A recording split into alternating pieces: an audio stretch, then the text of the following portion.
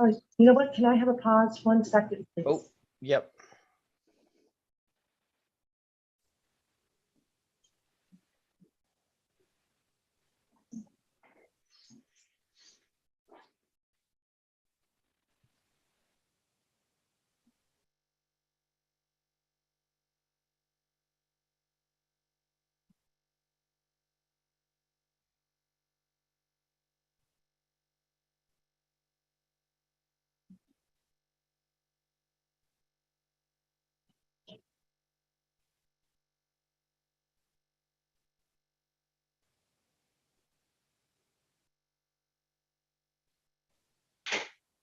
Sorry, Chair, you're all set whenever you're ready. I had hit go live. One fundamental piece of information I'm just missing. My apologies. Crystal's tending to it. I can find it myself too.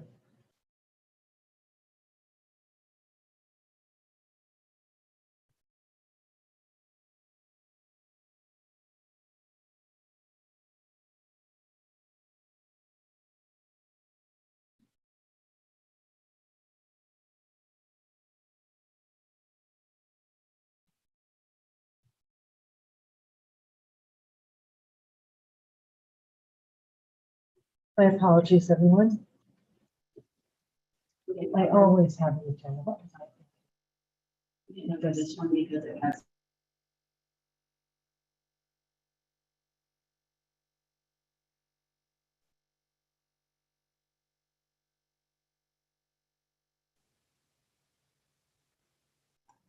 Okay, thanks. We'll get started. You're all set. Thank you. Good morning, everyone. My apologies just for the brief disruption. This is the Massachusetts Gaming Commission. We are convening a public meeting today, and because we're using a virtual platform, I will ask for a roll call. Good morning, Commissioner O'Brien. Good morning. Good morning, Commissioner Hill. Good morning, I'm here. Good morning, Commissioner Skinner. Good morning. And good morning, Commissioner Maynard. Good morning, I'm here. Okay, we'll get started. As I indicated, this is a public convening of the Massachusetts Gaming Commission. And today is January 6th, 2023. It is public meeting number 419. And I'm going to start with first my appreciation. We wish to thank each applicant here today for its interest in obtaining a license here in the Commonwealth to conduct online sports wagering. We have before us representatives from the following businesses: Bally's Interactive LLC, Betfair Interactive US LLC doing business as FanDuel, Better Holdings Inc., Crown Mass Gaming LLC, DraftKings, Digital Gaming Corporation USA, and PointsBet Massachusetts. We believe that Massachusetts offers an exciting opportunity for legal, regulated, and safe sports wagering, an opportunity which will be grounded by a commitment to integrity and responsible gaming. We appreciate the efforts you have made to prepare and submit your applications and the extensive related documentation. And we look forward to hearing from each of you over the course of the next several days. As you know, we have convened this meeting specifically so that we may evaluate the 6 applications that have been submitted to the Commission for Category 3 untethered sports wagering operator licenses. Before I turn to our General Counsel, who will review the governing laws and associated legal principles applicable for reaching decisions on these applications, I'd like to make first a few introductory remarks. Today, as we begin our evaluation of these applications, we as commissioners are reminded of our principal responsibility to ensure the public confidence and the integrity of the gaming industry here in Massachusetts and the strict oversight of the gaming establishments and now sports wagering operators through rigorous regulation. We are further reminded that the Commission's licensees will be held to the highest standards of compliance, including an obligation to maintain their integrity. As we have said in the past, The award of a gaming license in the Commonwealth is a peerless privilege, and our laws require gaming licensees to be held to those highest standards on a continuing basis. The MGC mission commits us to creating a fair, transparent, and participatory process that engenders the confidence of the public and participants. That process is to benefit the Commonwealth while minimizing potential or realized negative or unintended consequences. With that understanding, the Commission and all of its powers are created by statute. We must follow the process required by the law. So before we begin, I'd like to thank my fellow commissioners and the entire MGC team for your commitment to the Commission's mission and your diligence over the next several days as we evaluate these applications. I feel very fortunate to serve with all of you, particularly as you work tirelessly to implement this new law with the public's interest in the forefront. With that, let me give a brief overview of the process that we will follow in the coming days. I want to emphasize at the outset that the process I'm going to describe should be flexible. It's our initial take on a framework for our discussions, which may be modified as we go forward over the next 2 weeks, and we learn more about the applicants both individually and collectively, and as we seek to achieve the very best outcome. You will observe that the agenda indicates that this evaluation process will take place over a number of days. There's a reason for this. By statute and regulation, the evaluation of the Category 3 untethered applications, while similar, is slightly different from the Category 1 and Category 3 tethered application evaluations. In addition to all the familiar factors that we have analyzed in the context of the other applications, there is an additional factor that must be considered: a collective evaluation of the applications, which will take place at the end of the process, which we anticipate to occur on the 18th and 19th of this month, January. This factor is set forth in 205 CMR 218.6 subsection 6A, which states, in determining whether a particular applicant will be awarded an untethered Category 3 license, the Commission shall take into consideration the variations between the applicants as they relate to any other sports wagering license applicants or licensees, and how granting any particular application or combination of applications would maximize overall benefits and minimize overall harms or the risk of harms to the Commonwealth. So while each application will be evaluated on its own merits, as the final step in the evaluation process, the Commission must also consider the differences between the applications as they relate to one another and the previously awarded licenses, and how granting any particular application, a combination thereof, will benefit the Commonwealth. At the conclusion of my remarks, we'll hear from General Counsel Grossman, who will review the legal provisions and principles that will govern this process. After General Counsel Grossman's remarks, we will begin the process that will take over the next several days, in which we will hear from the applicants one by one as they present their application and demonstrate their technology for the Commission. Of course, as always, the commissioners may inquire of an applicant at any time during the presentation. After each individual applicant presentation, we'll hear from our consultants from GLI relative to any technology-related considerations, from the IEB on the suitability report it prepared relative to the specific applicant, and from our consultants from RSM, who will offer financial and economic impact analysis. After each of those presentations, the Commission will evaluate each section of the application through the lens of the regulatory factors that are set out in our regulations, and which Mr. Grossman will describe shortly. As we have done with each previous application that has come before us, we will assess the quality of the responses provided by each applicant within each section of the application. At that time, one or more commissioners may seek supplemental information from the applicant relative to any component of their application. At that point, during the review of each applicant, I'll inquire among the commissioners as to whether we have a preliminary consensus regarding the quality of the applicant's response to that section.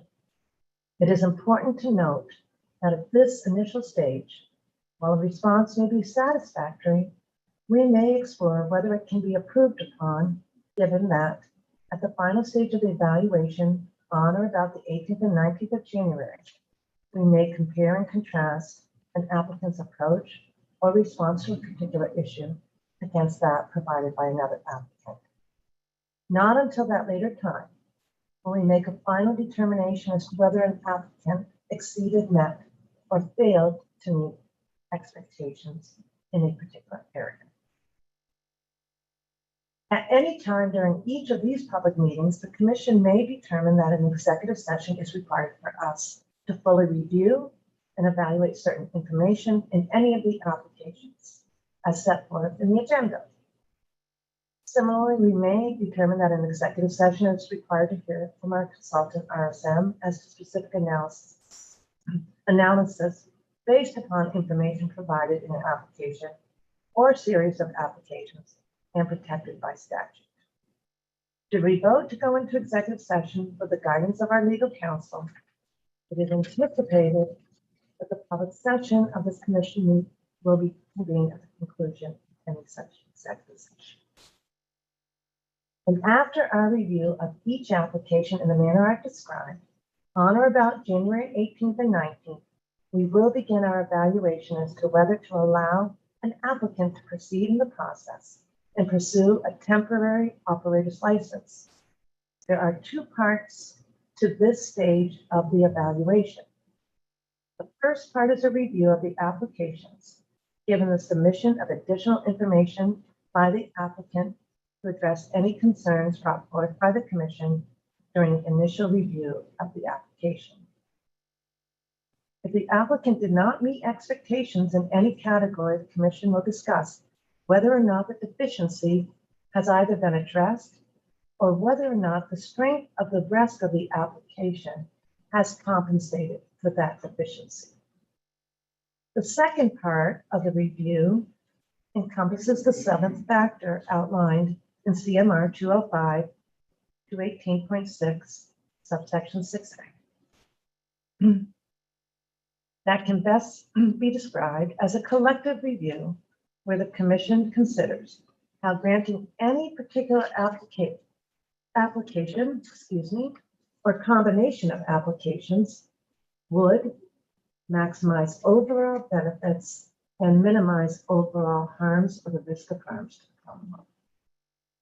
In reviewing all of the applications collectively, noting that even though we may award up to 7 licenses, we need not award a license to each of the 6 applicants before us.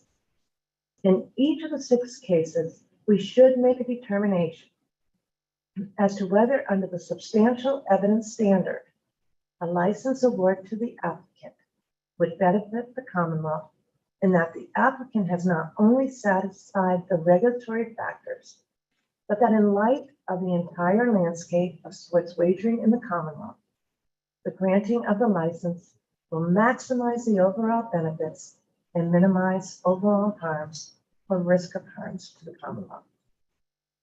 As I stated previously, this process should be flexible. It's our initial take on a framework for our discussions, which may be modified as we go forward over the next 2 weeks, and we learn more about the applicants, both individually and collectively. At this point, let's turn now to the item 2 on the agenda. Oh, my apologies, that's not right. Let's turn now to, I'm not sure if it's item 2, but to General Counsel Grossman. Thank you. Thank you, Madam Chair. Good morning to you, all the commissioners, and all who are joining us here today. As the chair mentioned, of course, we're here so that the commission may begin the evaluation process relative to the 6 applications received for the Category 3 untethered sports wagering licenses. Before we begin, though, it may be useful to set the stage by walking through the legal provisions and principles that will guide the process and inform the commission's decision-making relative to these applicants. With that, I'll highlight a few provisions of the Massachusetts Sports Wagering Act, which has been enacted as Chapter 23N of the general laws, and then a number of sections of the Commission's recently adopted regulations. And so with that, allow me to begin with Chapter 23N. And the first place to look is Section 6B3, which says that the Commission may issue a Category 3 license to any entity that offers sports wagering through a mobile application or other digital platform that meets the requirements of this chapter and the rules and regulations of the Commission, provided, however, that the Commission shall issue no more than 7 Category 3 licenses that are not connected to a Category 1 or Category 2 license. In the present matters, each of the aforementioned entities that the chair referenced earlier seek to conduct such operations, so would be eligible under this section. Further, none of these entities are seeking a Category 3 license in association with a Category 1 or Category 2 license. We have referred to this type of license as being an untethered Category 3 license. And under this section of the statute, while the Commission may issue 7 of these untethered licenses, it need not issue a license to every applicant that has submitted an application. Only applicants that meet the requirements of Chapter 23N and 205 CMR, as I'll discuss further, are eligible for a license. And just one further word on the statutory language as it pertains to tethered versus untethered licenses. Section B4 says that a Category 1 or Category 2 license may enter into agreements relative to mobile or digital sports wagering with a Category 3 licensee pursuant to the approval of the Commission.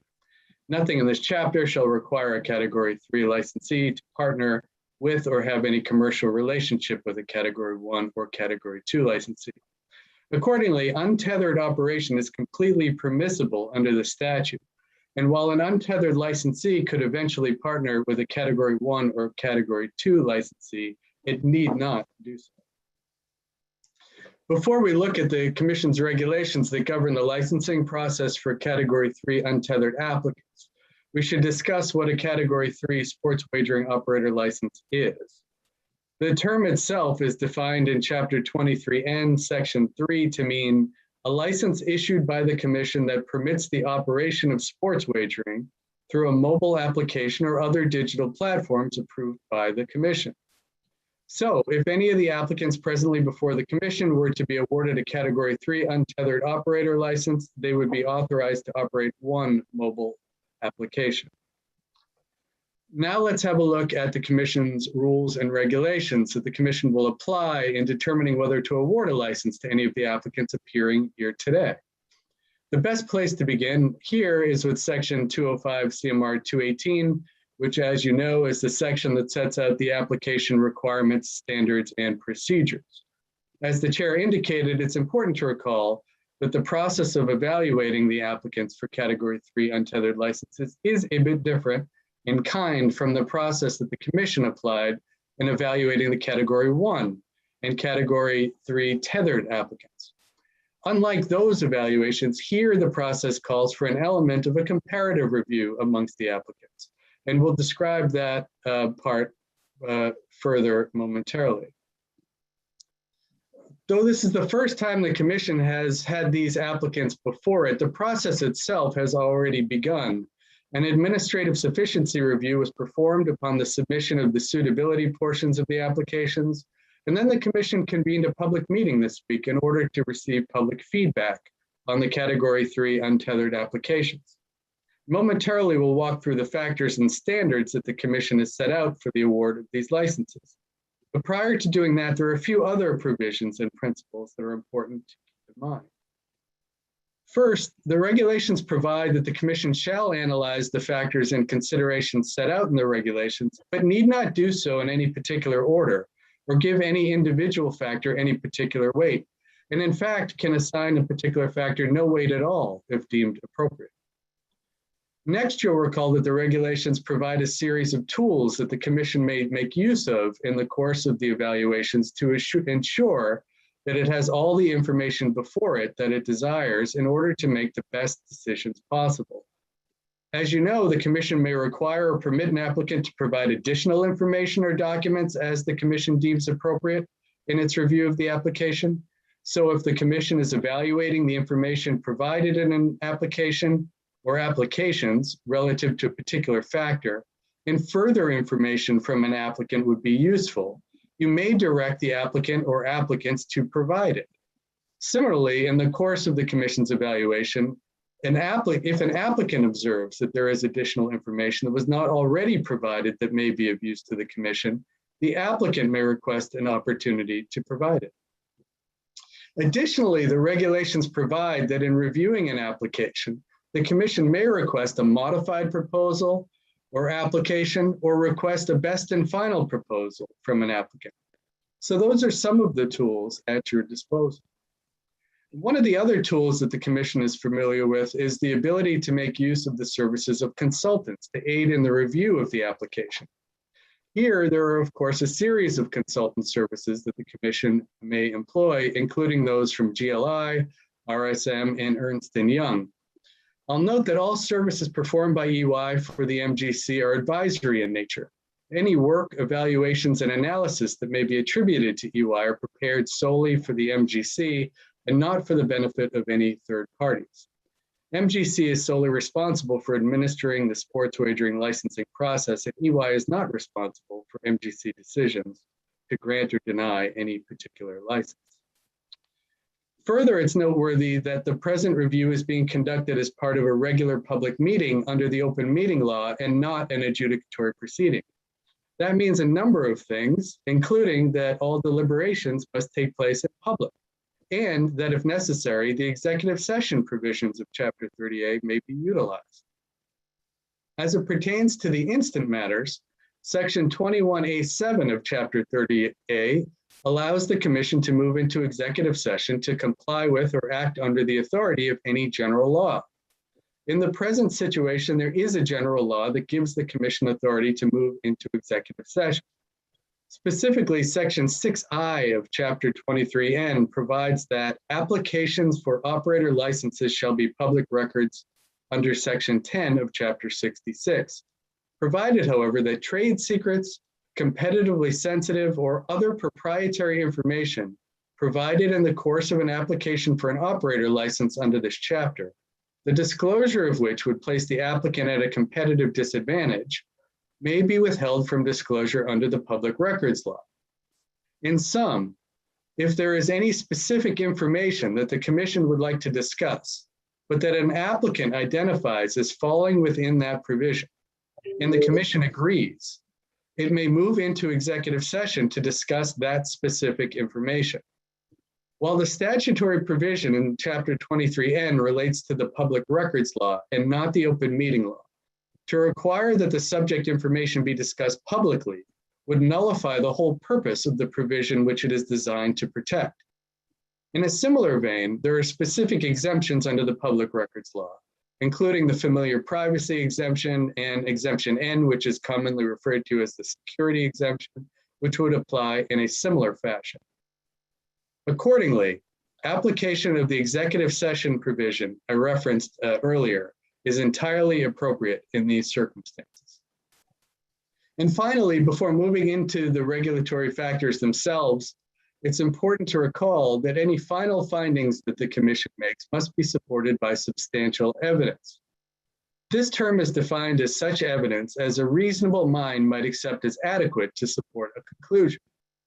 So when making a determination as to whether there is support in the application or the record of this meeting generally, to find that a specific factor has been satisfied or that it has not been satisfied relative to a particular applicant, the Commission will have to ensure that there is substantial evidence in the record to support that conclusion. The one exception to this rule, in an area in which a heightened standard is applied, relates to the review of an applicant's suitability. By the terms of section 215 of the regulations, any durable finding of suitability must be supported by clear and convincing evidence, not just substantial evidence, which is a slightly lower standard. Our jurisprudence tells us that clear and convincing proof exists when evidence induces in the mind of a fact finder a reasonable belief that the facts asserted are highly probably true, that the probability that they are true or exist is substantially greater than the probability that they are false or do not exist. For evidence to be clear and convincing, it must be sufficient to convey a high degree of probability that the proposition to be proved is true, and it must be strong and positive and full, clear, and decisive. So those are the two standards of review, if you will, that will be in play during these evaluations. So now let me lay out the factors included in section 218. The process that the Commission has successfully employed previously to reach a final decision in these cases is to take each application factor by factor and begin to draw conclusions as to the quality of the information supporting each one. You'll recall that the Commission included sub-factors under each of these factors as well. And prior to beginning the final discussion on any particular factor, it'll be helpful to pause to outline each of these sub-factors, though I will not do that right now. The factors themselves are included in section 218.06, subsection 5. Each factor falls under the umbrella standard that the Commission included in the regulation, which directs that in determining whether to award a sports wagering operator license, the Commission will evaluate the application to determine whether a license award would benefit the Commonwealth.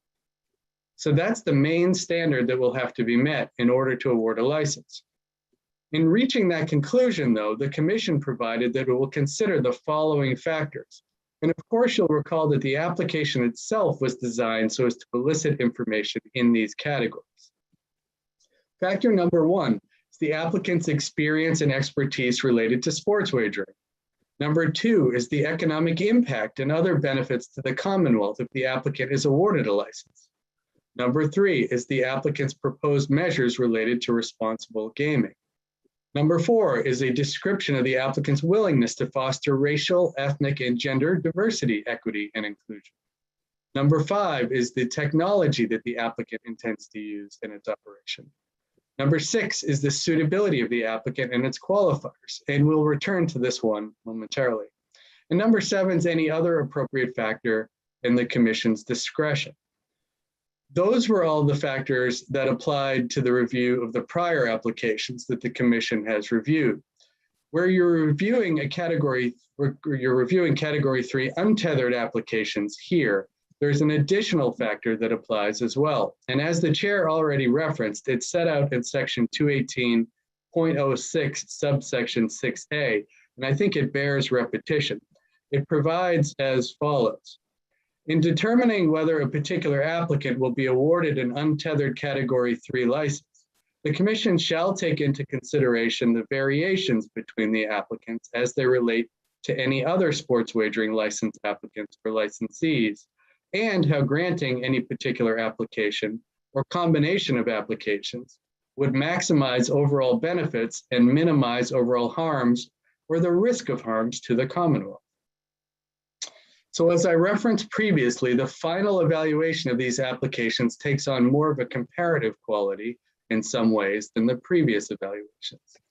And those are all of the factors that will be reviewed. I'd like to circle back momentarily to that suitability factor for a moment. You'll recall that the Commission adopted section 215 of the regulations to govern suitability determinations. This section allows for two different types of suitability findings at this juncture. First is a durable finding of suitability, which is essentially the final determination.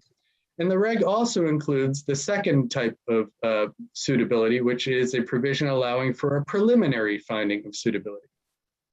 In order to be awarded a durable finding of suitability for the Commission would have to conclude that a particular applicant and each of its qualifiers demonstrated their suitability by clear and convincing proof at an adjudicatory proceeding. I'd submit to you that where none of the applicants before you today have been subjected to a thorough probity investigation by the IEB or review at an adjudicatory proceeding conducted by the commission, none of them would qualify for the durable finding at this juncture. As a practical matter, that means the commission is considering whether there is evidence in the record to support a conclusion that the individual applicants are preliminarily suitable. This finding requires a review under the substantial evidence standard, not the heightened, clear, and convincing standard. Under the regulations, a finding of preliminary suitability at this stage makes the applicant eligible to request a temporary license to commence operations while a complete suitability assessment is being performed. So those are the factors that the commission must consider in order to make a licensing decision. As you work your way through the evaluations, though, it may become clear, as it has in the past, that a condition of licensure will be appropriate in a particular area. For example, you may find that information relative to a particular factor is lacking. In that event, it does not necessarily mean that the applicant cannot be awarded a license. It may simply mean that an area may require to be supplemented with an appropriate condition. License conditions are described in section 220 of the regulations. You'll recall that there are a number of automatic conditions, like an obligation to obtain an operation certificate prior to commencing operations, and that the operator comply with Chapter 23N in all commission regulations. But there's also a provision that allows the commission to impose any other conditions that it determines are appropriate to secure the objectives of Chapter 23N and 205 CMR. As you have done in prior evaluations, it will be beneficial to begin identifying any additional conditions as part of the initial review of each individual factor.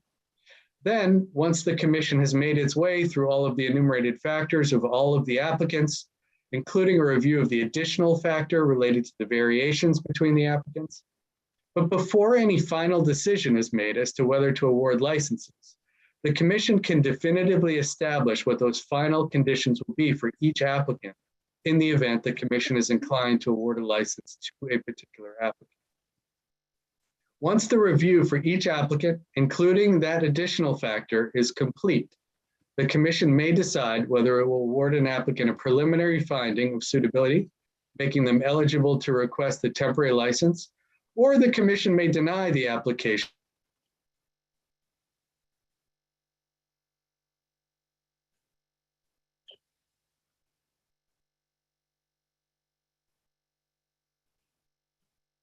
Commissioner O'Brien, was that me or was that? I was just asked the same question. I don't think that was me, though. So, Councilor Grossman, you froze for a moment. You froze Oh. for a moment. So if Geez. you could just replay, or you Sure. never know Do you, whose it is. Thank you. okay. Do you, I'm not sure how long ago I froze, but I will. What, 30 Just a seconds. second. Okay. Let's see. Okay. Okay, so I was just saying that once the review of each applicant, including that additional factor, is complete, the commission may decide whether it will award the applicant preliminary suitability, which would of course make them eligible to request a temporary license. Or the commission may deny the application for failure to meet the standard in subsection 6A that I described earlier, or for failure to meet another requirement of the regs, including the license award benefiting the Commonwealth, or for having violated section 6E or 9 of Chapter 23N. At that juncture, a written decision will be prepared and issued commemorating the commission's decisions. Keep in mind, of course, the award of a temporary license does not mean that the licensee has the green light to commence operations. It simply means that they're eligible to work towards the award of an operation certificate, which is a prerequisite to conducting sports wagering operations. That process is described in section 251 of the regulations and requires submission and approval of such things as internal controls, including the House rules, and compliance with any of the conditions that may be imposed as part of the award of a license.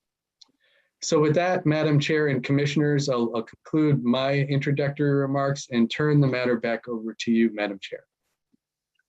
Thank you, Councilor Grossman. And a reminder, because that's a lot of information that we're putting out just one time in the series of of our evaluations over the course of the next several days. Our meetings are recorded, so any of you can go back to hear the legal references, the regulations, the statutory references for clarity. I want to state that this does conclude our introduction to the process for the evaluation of the NTED Category 3 licenses. And in addition to going back to the record, should you have any questions, please don't hesitate to reach out to Executive Director Wells or Crystal Boschman, both who I know you have considerable familiarity with. We thank each of you for appearing here this morning.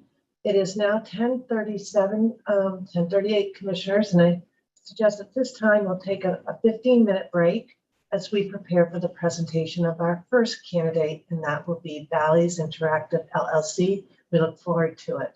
So that puts us about just before 11, 10:55. Does that work? 10 minutes better? Or 15 minutes good? 15 minutes, 10:55, we'll return.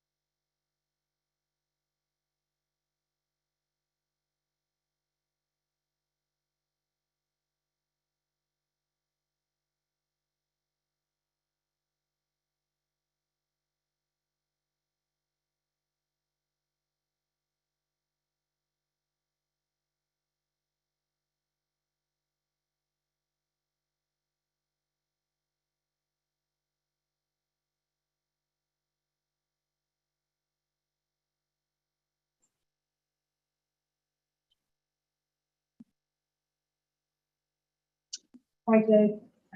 Or hi, Mills. All set. All right.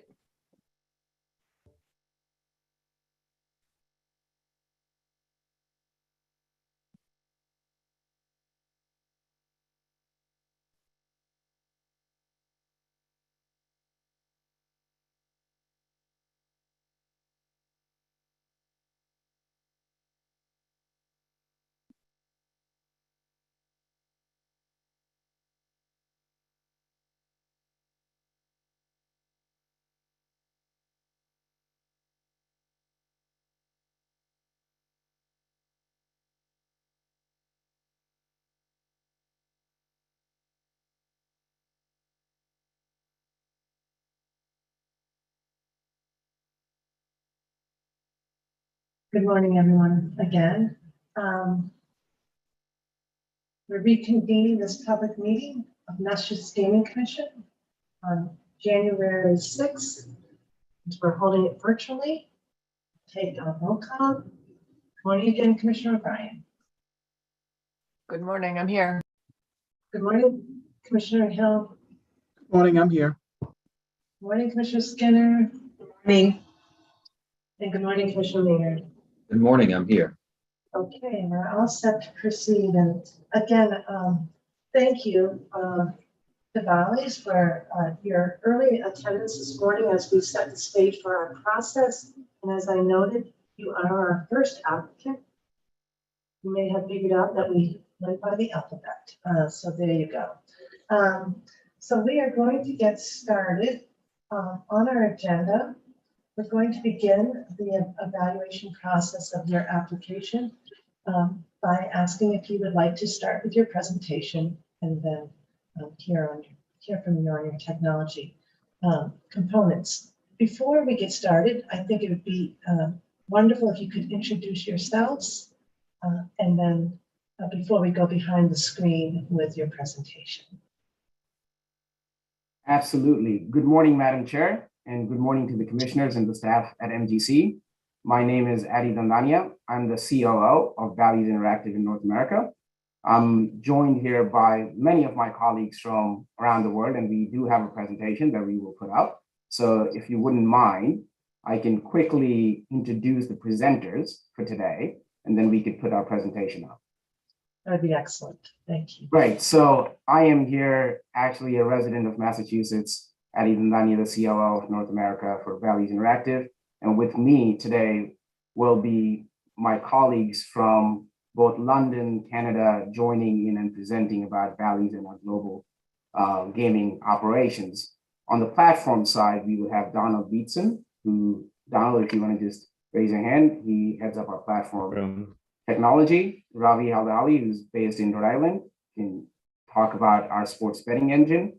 And then we'll have Mark Board, who's in Toronto, and we'll talk a little bit about our data and data analytics capabilities. Moving on, we will do a product demo.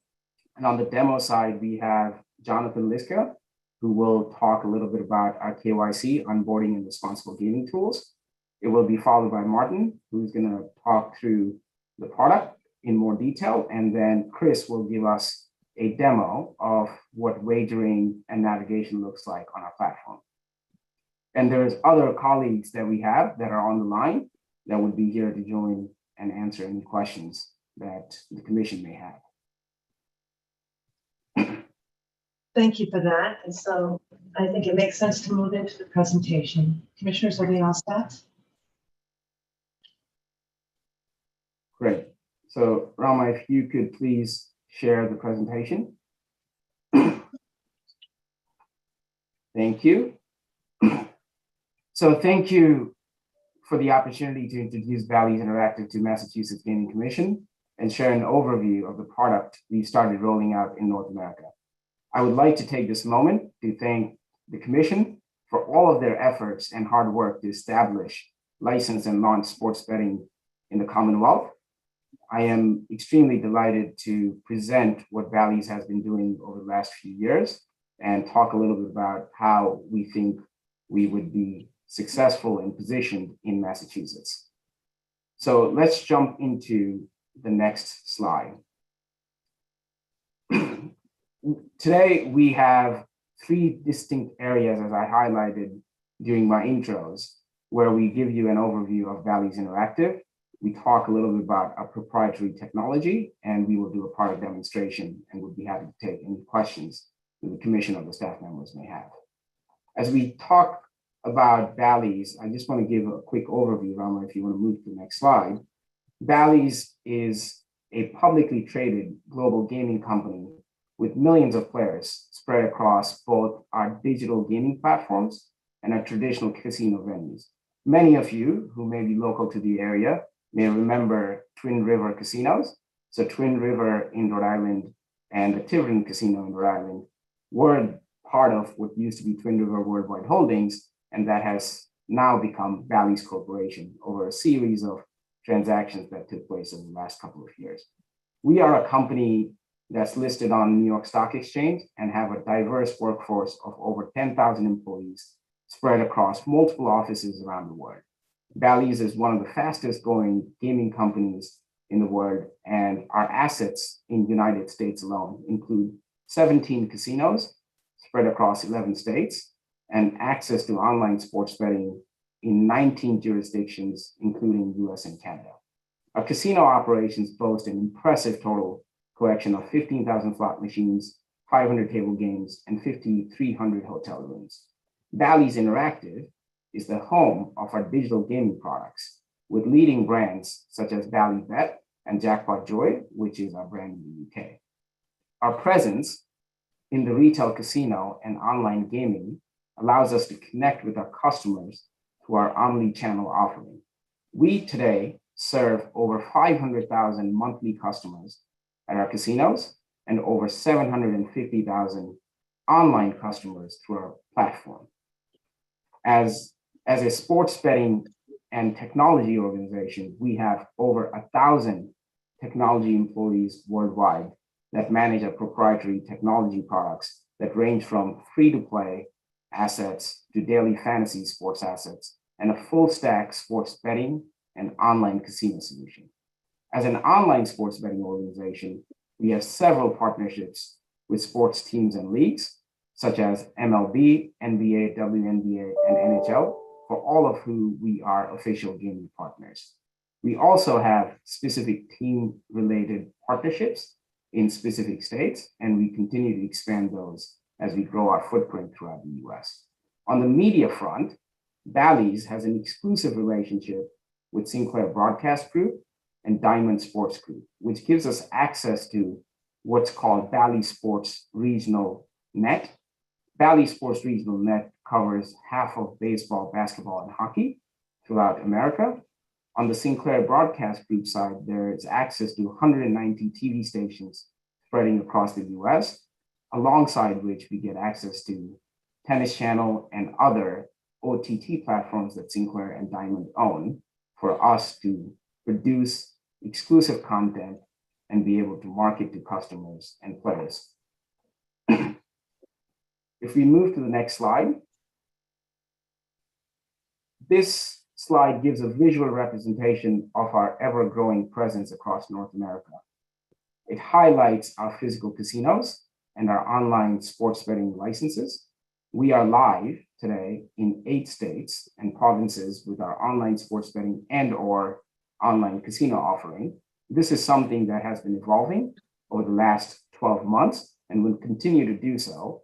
And as I go through my presentation, I'll talk about the series of M&A transactions that Bally's has been on that has helped us bring lots of experience globally to bear in North America and how we're defining our product strategy going into new states here in the US. If we move to the next slide, it highlights the significant growth that Bally's has witnessed over the last couple of years. We're extremely proud to bring together what we call the One Bally's experience to Massachusetts that highlights our diverse experience across gaming products. Moreover, we're proud to bring the experience of our diverse and global workforce to being successful in Massachusetts. Executives and employees at Bally's represent diverse segments of the population, and they shoulder the expressed values that advance diversity at Bally's. Our public company board is made out of 9 directors, of which 4 are minorities, including women. Minorities make up 50% of our employee base across our casino footprint, and the employee mix is highly representative of each property and the market demographics. The leadership at the company, including myself, my superiors, are invested in elevating our diversity numbers annually. Bally's supports many local community organizations in New England and will continue to do so over the years. Slide 10, which is the next one, talks a little bit about our strategy and why we think we are unique and different and can operate at scale.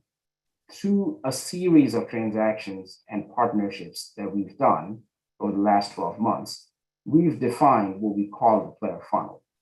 At the very top of our funnel, we have our unique relationships that I alluded to with Diamond Sports, which helps us rename the regional sports nets to Bally Sports, and our presence across the TV and local broadcasting through Sinclair. This is a source of our digital acquisition combined with our global brand, Bally's, which is pretty endemic to the gaming industry. Once we acquire customers through our digital funnel, we have free-to-play products all owned within our portfolio that allows us to engage and learn more about our players. We also can market to them our retail casino products, and where legal, we can market to them our sports betting and iGaming products. This funnel approach gives us proper life cycle management, and as you will see throughout our presentation, gives us tremendous amount of data to be able to appeal and engage with our customers in a responsible and safe way. If we then move to the following slide, we talk about our approach by way of the player funnel, which is our goal to provide engaging experiences. And we do so in a very responsible way. We feel strongly about our position as a gaming company with a vast regional casino footprint, a proprietary gaming stack, and unique partnerships that allow us to leverage our global brand across several media outlets across the US. We think that our brand, combined with our ability to market to our customers, both in the retail space and digital space, sets us apart. We are bringing forward new innovations that allow us to offer a single registration and a rewards program tied to a unified wallet, which will help the customers have a frictionless experience while they're part of the Bally's ecosystem. If we move to the next slide, and this will be the basis of our platform demonstration, I want to highlight some of the core tenets of the platform that my colleagues will speak to in further detail. As a consumer-facing business, it is very important that we deliver on a customer-first experience, which is safe and responsible. And many of the tools, features, and capabilities that you will see in our platform that has had 2 decades of experience is based around those fundamentals that we think very strongly about. It is also important as a omni-channel gaming company to provide a frictionless journey for our customers. And we focus on a lot of different promotions, tools, and technologies that help us deliver that experience that is seamless when you enter the Bally's ecosystem. And we do so by creating numerous content that's exclusive to us and marketing promotions to engage with our players, all done in a responsible way with a lot of checks and balances throughout the process. All of our approaches, be it to the product, be it to the marketing, or even lifecycle management of our players, is backed by very strong data analytics. We pride ourselves on the amount of analysis and insights that our systems are able to generate. It is truly impressive. And when you hear Mark speak about it, you will understand the depth and magnitude of what we do when it comes to analysis of our players and all the different data points that we analyze throughout the customer journey. With that, I would like to pass it on to Donald to speak a little bit about our platform in detail, and Donald and Ravi together will talk about how our full technology stack across our PAM and the online sports betting engine come together and what we will be bringing to the Commonwealth of Massachusetts. So Donald, over to you. Thank you, Adi. Hopefully everyone can hear me. If we go to the next slide, please. Let me just introduce myself a little more. So I'm Donald Bates and I'm the SVP of the Excite platform here at Bally's. I report to our group CTO. I lead a technology team of more than 200 based in Europe and North America. And that team owns and develops our proprietary Excite gaming platform. So Excite is live with integrated bingo, casino, poker, and sportsbook products in a variety of jurisdictions across Europe and North America. Our platform started its life more than 20 years ago, powering GameSys's online bingo and casino sites in the UK and Europe. We're bringing that technology, that knowledge, that know-how to North America. We launched with GameSys in New Jersey in 2013, and over the past few months, we're now live with Bally's in New Jersey, in Arizona, in New York, in Ontario, and in Indiana, with more on the way.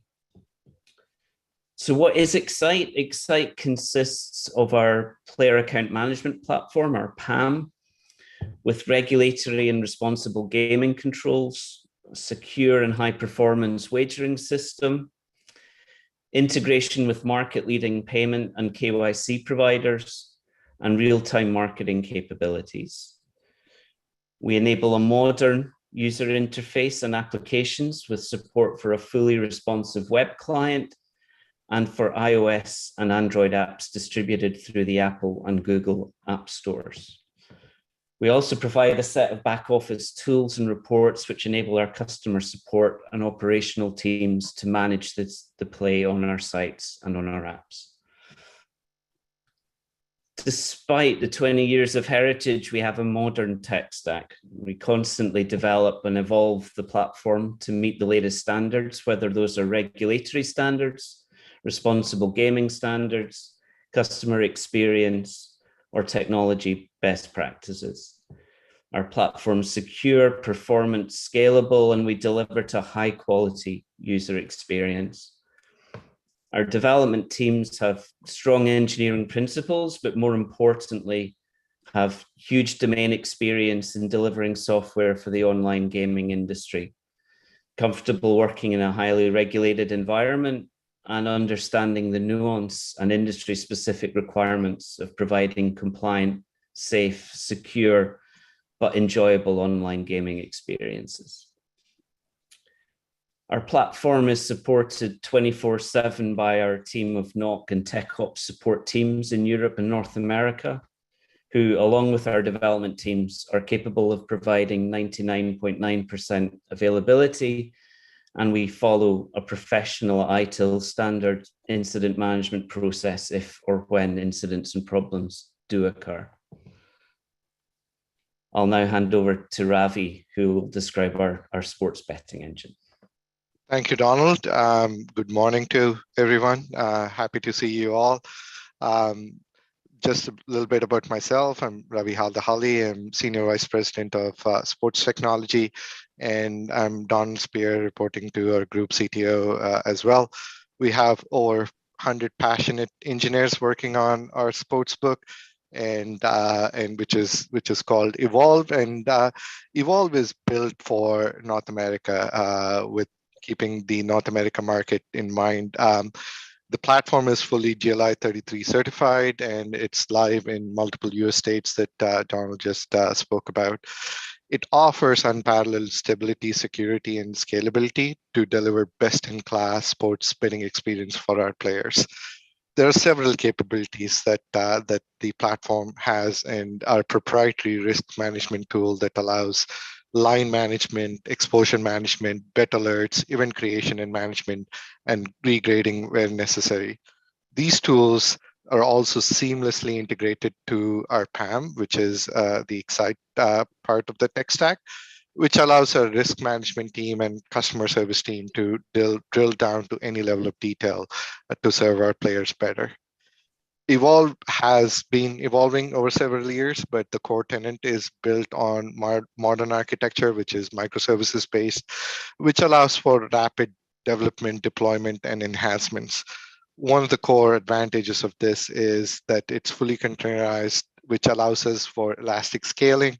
As you know, sports betting is a very event-driven business, and our platform is built such that we can elastically scale to handle large volumes, such as seen during Super Bowl events. It's a rock solid platform with which is built for North America and has served us really well. And we are continually adding new features to the sportsbook platform as we launch this and roll this out into multiple states. With that, I'll hand over to my colleague, Mark Bork. Thank you, Ravi. Good morning, everyone. It's Mark Borch here. I'm the SVP for data, and I also report to the group CTO. I'm based in Toronto. I lead the data and machine learning function. We are a diverse team of 60 talented members across Estonia, Malta, London, and North America. And we do have various cross-functional regional teams. We do adopt a hub and spoke team model. This allows us to have regional scalability without compromising our overall governance. As a combined data team, we are essentially responsible for the execution of the group's data strategy across all the jurisdictions we operate in. In terms of our data and machine learning capabilities, we managed to achieve this through our homegrown Vitruvian platform. This is our modernized and source agnostic platform, which is deployed alongside all the other internal platforms across interactive and retail. As you can imagine, such interoperability between the different internal platforms across the different business divisions allows us to fulfill a wide range of requirements, including automated regulatory reporting, internal analytics across key business divisions, extensive data-driven marketing capabilities, and strong operational governance through real-time alerting. Last but surely not least, we have extensive predictive and recommendation capabilities, which are highly integrated with our marketing and operational platforms, enabling us to provide a more customer-centric journey. So with that, I will be handing over to our COO, Eddie Dantania. Thank you. Thank you, Mark. Rama, if we can move to the next section of the presentation, which will be product demos. So let me bring on Jonathan to give us a little demo of the KYC and responsible gaming product. Is that good, Madam Chair and Commissioners, or do we want to pause for any questions that you may have? Commissioners, if you have questions now, you could ask them, or you could save them for our walk through the application. We have asked questions about the demonstration, if it's not too disruptive at times, but otherwise we. Yes, please feel free to do so. Please interrupt us because we know that we're trying to pack a lot of information in a very short amount of time. So if we have to pause a video because we have tons of product demos, we will do so and respond to any questions that you may have. Madam Chair, does that sound good? Yes, Commissioner Hill. I just have a very quick question, and it's one I ask of every applicant, so it's an easy one. Customer service wise, I heard you say you're available 24/7. I just want to know, is that through chat and live or just through chat? How would I get hold of somebody 24/7 if I had an issue? Yeah, we currently offer both chat and live throughout 24/7. And so for every state that we operate in, we have different sorts of service levels.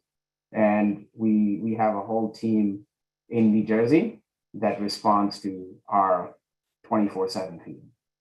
So if I had an issue, would I go into a chat first to get a live person? Is there a phone number I could call to get a live person? There is a phone number available. You just said it's through a phone number? Yeah, we have a phone number available. Yeah. Okay. I think that answers my question, Madam Chair. Thank you very much. Thank you, Commissioner. Commissioners, are you all set?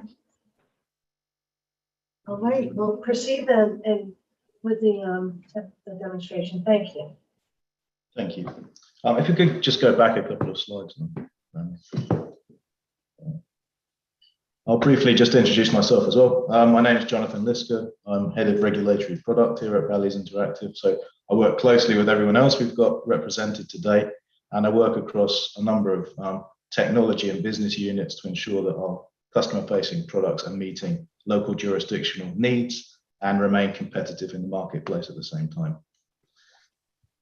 We're going to do a couple of videos in a minute, but I'll just quickly talk over what we're going to be looking at. So we have an easy to use registration form. We capture only the required data and consent from prospective patrons that we need to be able to open an account.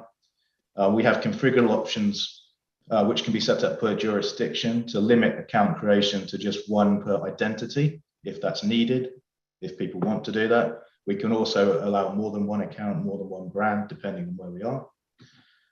We have integrations with local regulator self-exclusion systems, and we prevent any self-excluded persons from actually opening accounts in the first place.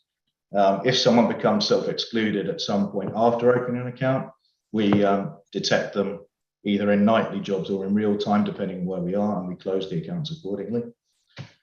When we do registrations, we now have a quick address picker, which is live in all of the states that we're active in the US and in Canada, and also in the UK.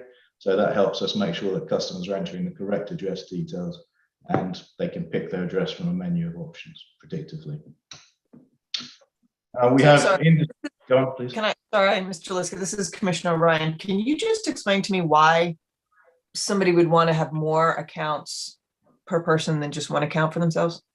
We found that over the years, a number of places people try to open more than one account. For responsible gaming purposes, it's obviously better to limit to one per person. Yeah. Some jurisdictions, it's a jurisdictional requirement, but in others, it isn't. Why would people want to do it? Typically, reasons like bonus abuse, attempting to get a welcome offer more than once, etc., or they've forgotten previous details and tried to open another account. Okay. Thanks. Thanks. Can I have follow-up questions of that? Yeah, sure, of course. Do other jurisdictions regulate that and limit it to one? Is that yes. They do, okay. But not all of them, but no, I understand. But that's what I thought your point bullet point was alluding to. Thank you. We have an industry-leading approach to KYC, Know Your Customer, and we utilize configurable journeys according to which jurisdiction we're active in. We use real-time checks with leading identity verification providers, and we have capabilities to do document verification through the use of integrated tools. And we also have in-house specialist KYC agents. We have PEP and screening checks by trusted third-party providers as well, which we run on account creation. Any questions about that? No? Thanks. Next slide, please, Rami. We'll see an overview of using some of our RG tools shortly as well, but we have a full suite of responsible gaming tools, allowing patrons to control their time and financial activity on the sites. We offer the below limits, but we can customize them based on individual regulatory requirements. Deposit limits, we offer daily, weekly, and monthly basis, and you can have concurrent limits in place, and the most restrictive is always the one that is being acted on your account, which means you can have a daily one set up at the same time as a weekly and a monthly. Session limits, this is a time-based amount, so you can set limits on the length of a wagering session or a gambling session, and you can limit gambling sessions to not exceed pre-selected periods. Once a limit is reached, players are automatically logged out of the system, and they're used more frequently with online casinos rather than sports books from our experience. Spend limits. Players can set a limit based on the amount they're wagering, so a total amount of wagers, and we can also set that a total amount of net loss as well. It's configurable, and again, that's daily, weekly, or monthly. And we have call-offs or timeouts, take a break type features, which is a configurable time period where you can take a break from being able to access the site. And typically we offer that from 72 hours up to 4 weeks, but in some jurisdictions, the minimum period is 24 hours that we have active. And self-exclusions, as I mentioned earlier, we're integrated with state systems if they're present, and if they're not present or concurrently, we can offer our own in-house self-exclusions. And RG histories, players can review their history of using any of these limits and tools at any time they wish. And we also have a lot of comprehensive information on the site explaining how to use the tools, gambling problem awareness, and links to any relevant industry support services. Thank you. Next slide, please. We've got two videos to look at. The first one is a video that is actually we've made to be customer facing, and we place this within our RG pages as information for the customer. And if we can play the first one, please.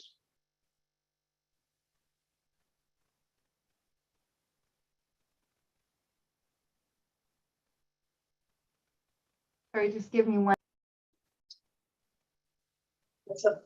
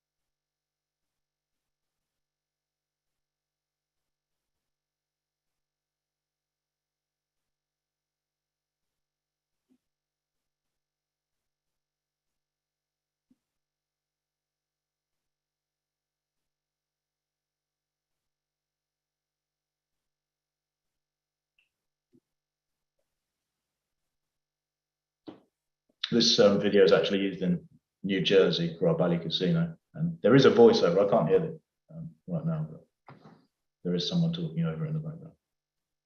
Oh, a voiceover. Thank you. And the next video is going to be a demonstration of actually opening an account and using some of the RG tools and looking at my account section. So when that starts playing, I'll talk through what's going on.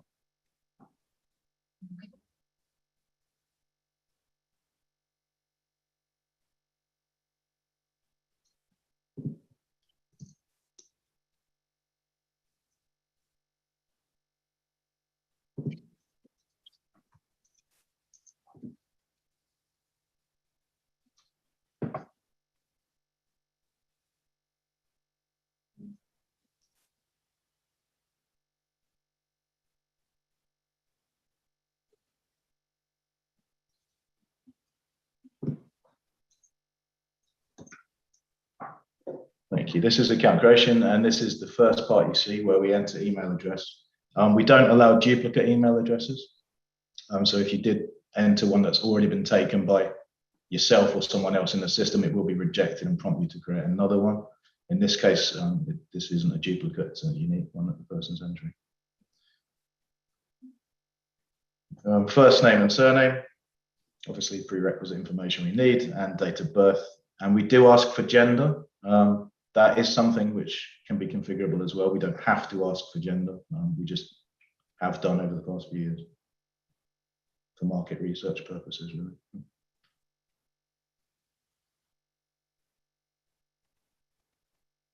You have to pick a username at present. And again, if that's been taken, you can't have a duplicate username. And you have to have a password, and we can configure the rules around the quality of the password that you enter. So you can have special characters, capitals, numbers, etc. We do ask you to put it in twice at the moment to reduce errors and customer service queries. And this is the address picker, which is going to be demonstrated now. You start typing an address, and then you can pick it from the list of options that appears.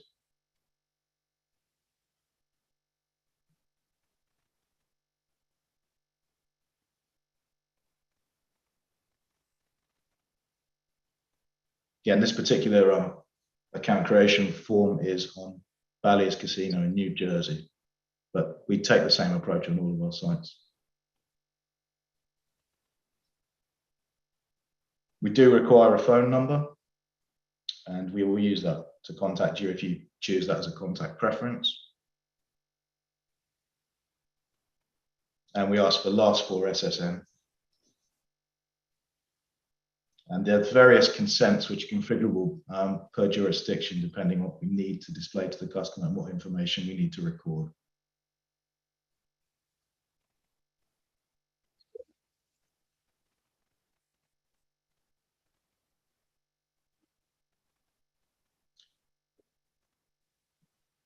And this is, pause there, please, Rami, if you can. At that point, what happens when you click join now, you're doing the KYC check. So we're going to a third party, the data is being sent across, they're verifying it. If it comes back successful, you land just a second before this part. If you can slightly go back, Rami, just a tiny bit.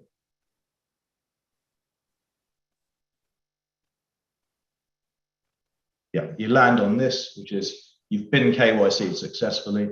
That means you're authorized to play and you're authorized to deposit. And typically we land you on the first deposit page.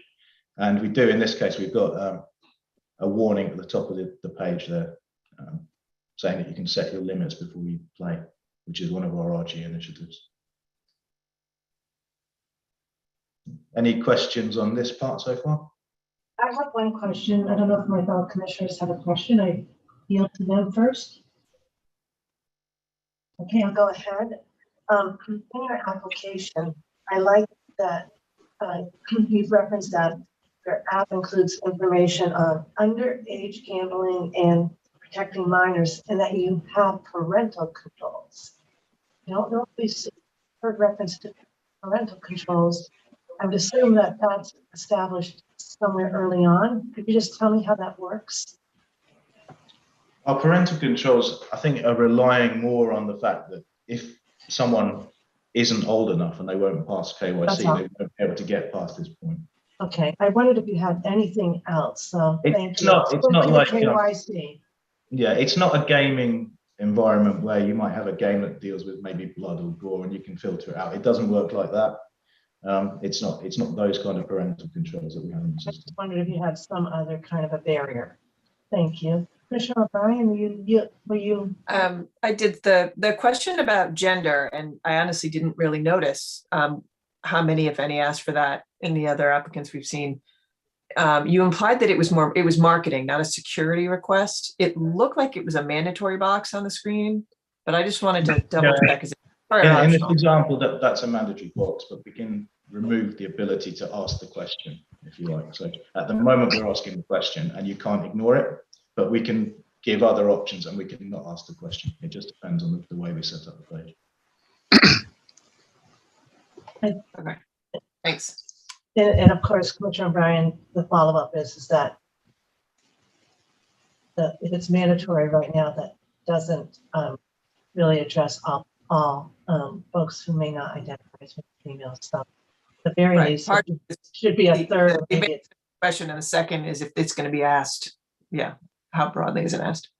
Yeah, thank you. But I appreciate, Mr. Liska, you bringing that up first to us. So thank you. Thank you. If we slightly move forward from this page, I'm going to start to move on to what happens if you don't pass the automated KYC. So depending on the quality of the data you entered, if the Bureau has no record, you'll be rejected. But we do offer you the chance to upload. If you can go back slightly to that white screen, we offer you the chance to what we call recover, and that's an internal term for it. But effectively, you can upload identification. So if you fail a check with a third party, we invite you to either upload, if we have a system in place which automatically verifies documents, a third party system, or we have the ability for our KYC agents to review document uploads and process them accordingly.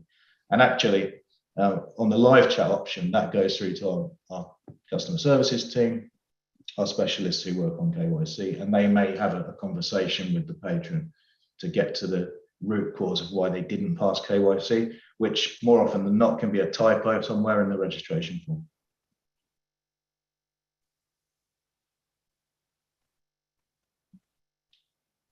Any questions on KYC? All set. Thank you. If there's no record of you at all in the bureau, or if for some reason you're blocked, perhaps due to self-exclusion, or we have a record of you being deceased in a check with a KYC provider, you will then not proceed and you'll be blocked from even given the chance to recover. Thanks. Resume video, please. And this is one of the blockages. Your account is currently closed. And now a successful login, someone who has passed KYC. And then we'll start to look around the site itself and look at the RG features.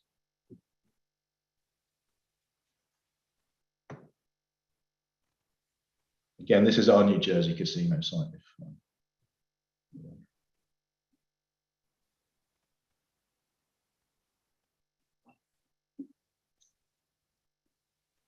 We have a dedicated menu item for play responsibly and direct links to some of our tools, but we also have an RG page, which we'll see shortly as well.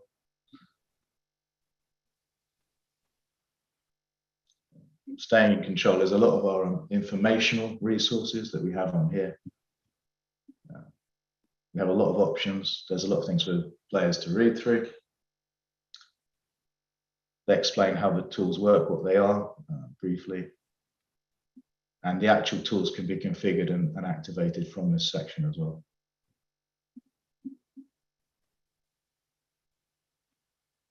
At the moment, this person has no limits. They're going to set up the limit, and then we'll demonstrate the fact that if a limit is set up, you can only remove it straight away if you're changing it for a more restrictive limit. If you're going for a more relaxed limit, you have to wait until that initial limit has expired.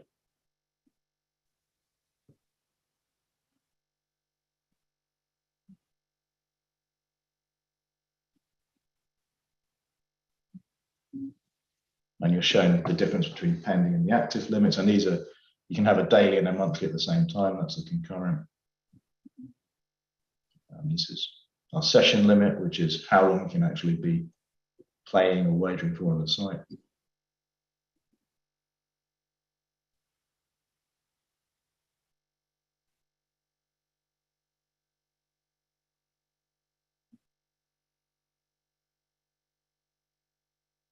And similarly with the spend limit feature.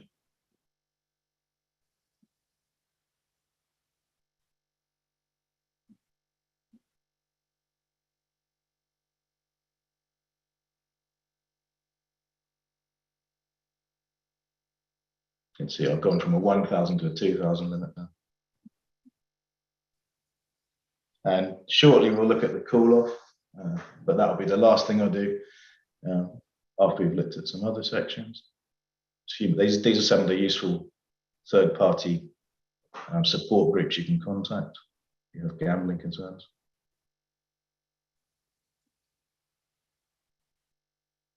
We're going to look at our history of using the RG tools quickly as well, I think.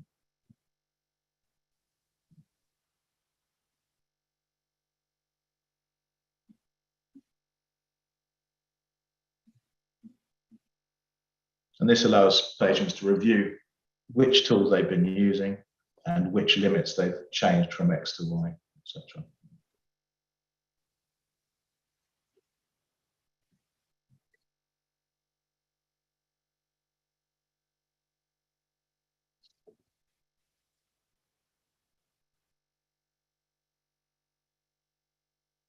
And this is our managed details section. So this is just where if you have to update your email address, change your contact preferences. You can also view your member ID, which if you're contacting customer services, you might be asked for additional security or investigation purposes.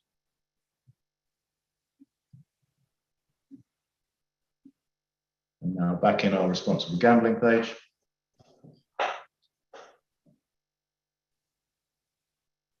I'm actually going to cool off.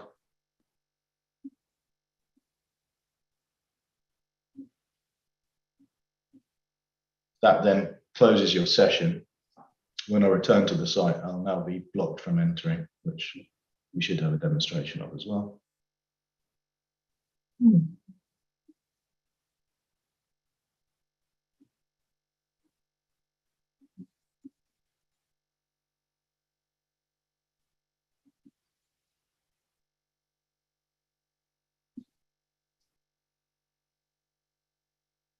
Yeah, you can see the message there, taking a temporary break, and it tells me the exact date and time that I'll be able to re-enter the site.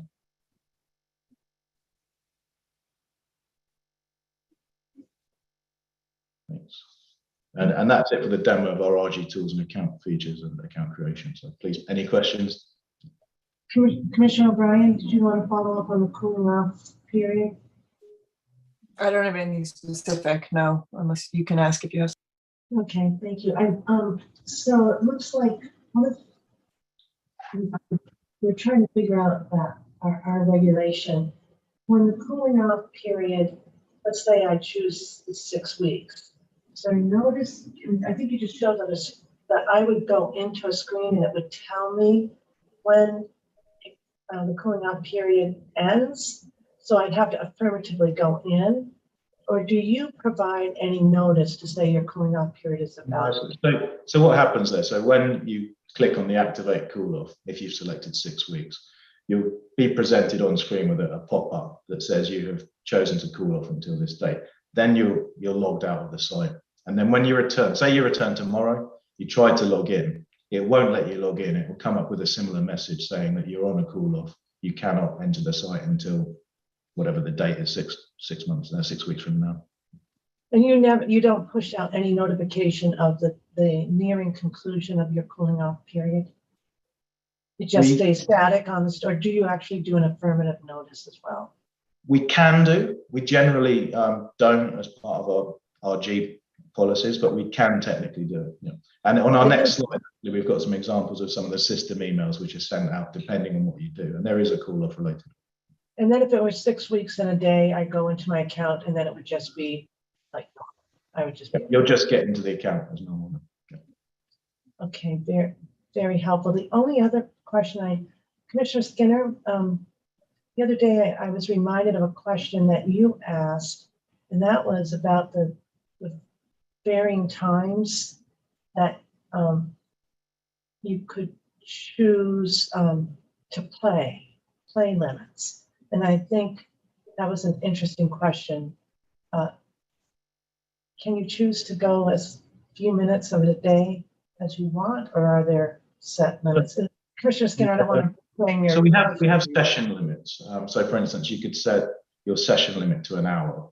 And the purpose of that is really an hour per day.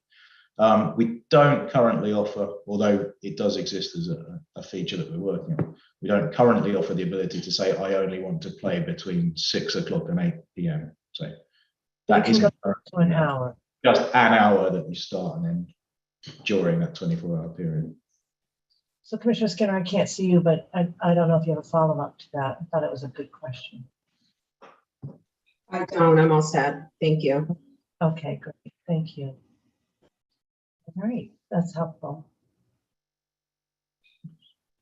If there's no more questions, I think Adi wants to add a bit more detail around this as well. Yeah, just a couple of points to add. One is, as you've seen, that our interactive proprietary marketing and bonusing engine is rigorously battle tested. We have tons of data and experience.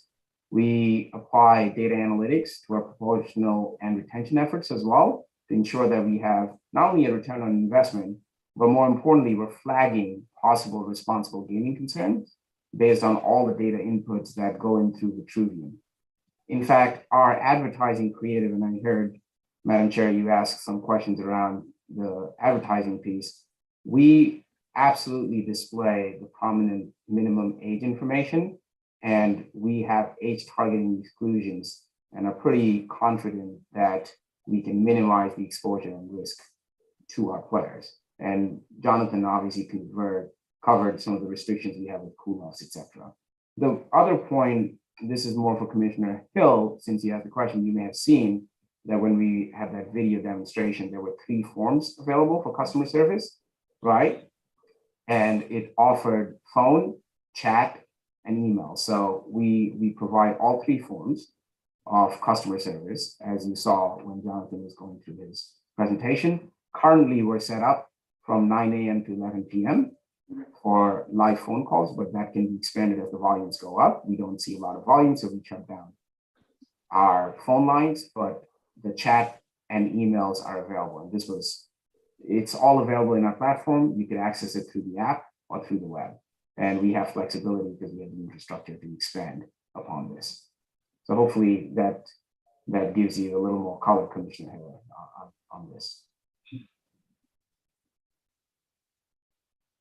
Excellent. So, John, do you want to just finish off with some of the screenshots you have, and then thank you. over to Martin? I've just got one final slide after this, and this is just a very sort of brief idea of some of the emails I mentioned.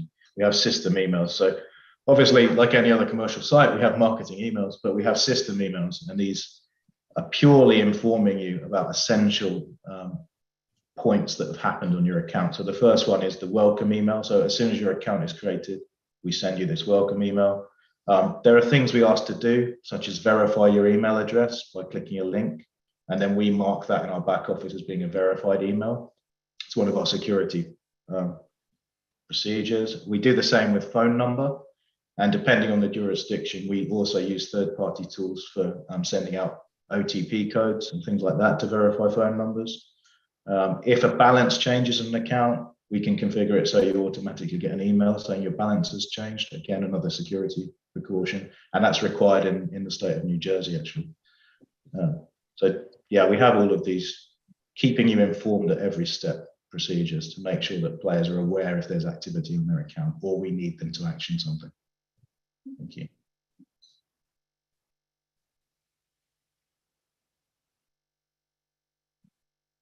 Excellent. Any other questions that you have before we move to the next part of the demonstration?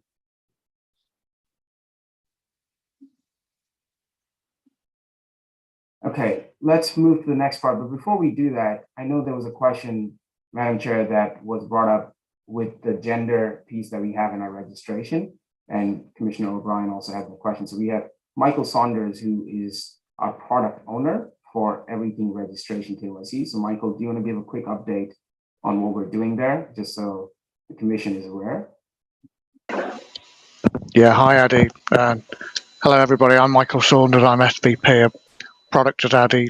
As mentioned, the gender field will be removed from the website within the next 2 weeks. It's been something we've been working on, and it's a legacy hangover from the website in the UK, but that will disappear in the next 2 weeks. Thank you for that. Thank you. Excellent. So let's move to Martin next. Hi guys, I'm Martin. I'm product owner here at Bally's, part of the enterprise team, which is responsible for our product rollout in new jurisdictions and ventures across North America. I'll be taking you through the returning journey for a patron with an existing account with us. And I'll hand over to Chris to go over the product features for our sports offering. So when a patron returns to us, they can have the option to use their face or Touch ID, depending on the device they use, or they can use a multi-factor authentication process that is configurable based on the business desires at the specific jurisdiction. So we can not only ask them for their password, but when they come back, we can ask patrons to provide their zip code, date of birth, last 4 digits of SSN. It's fully configurable. If a patron fails to verify their email with us, they'll be prompted multiple times in their onboarding journey to do so, and every time they return. Should they happen to forget their password, they will be prompted to complete a multi-factor authentication process before they receive that link. So we can configure all the information we require from them before we send that link back so they can retrieve the account, or they can reach out to customer support who will run through the verification process with them if their access to the existing communication channels is no longer available. For example, if a patron loses their device, will no longer have access to their email.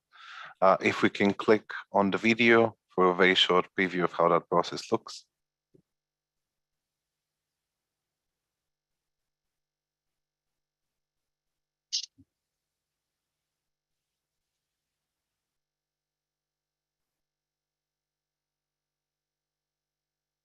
So keep in mind, this is part of the Apple security feature. You won't see the keyboard and the password being typed. The keyboard and password are there. Once the patron logs in, they navigate it to the homepage, and they're being told that their email has not been verified and they need to do so. You can also see that we have log me in automatically with Face ID, if that's available on the device, and also the option to save the password once you log back in. Moving to the next slide with all the sports product features, I'll pass on to Chris to go over our sports product offering.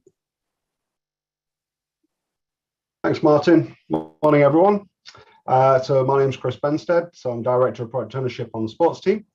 And we design and build the front-end sportsbook product experiences.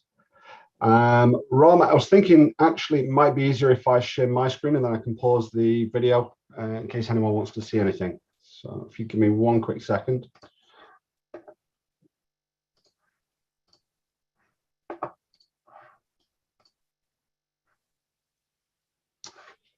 Okay, can everybody see my screen okay?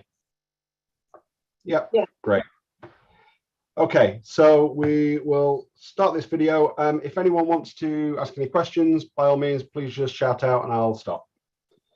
So we start off, and this is an example of a logged in customer landing by default on the homepage. So if we look at the homepage very briefly, we've got the wallet balance at the top, links off to account navigation. Under there, we also have a lot of configurable. In fact, I'll just scrub back a little bit. We've got a lot of content manageable navigation. So we've got quick links, which will take users off to various parts of the site. So if we want to push users to NFL, to college basketball, tennis, for example, we can do that. Below that, we have promotional banners, again, fully content manageable. And below that, we've got a featured section, so we can promote content to customers that we specifically want in a timely manner. Next to it, we've got live, so we can highlight all of our live content. Okay.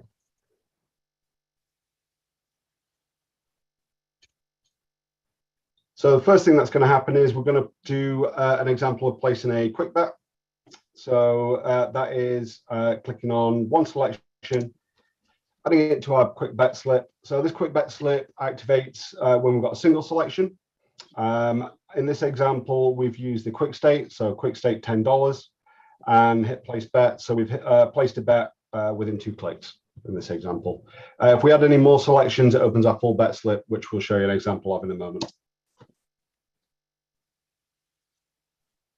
Okay, so we show the quick bet confirmation to the customer. Balance is updated, and we show them all the details about the bet that's been placed. Customers at this point can re-add that selection to the bet slip if they want to continue building that bet, or we can exit it.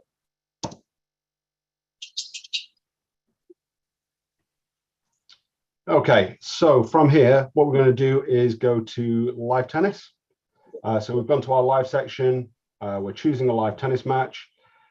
This tennis match, just before, we'll pause it for a second, does have live streaming. So we'll show that now.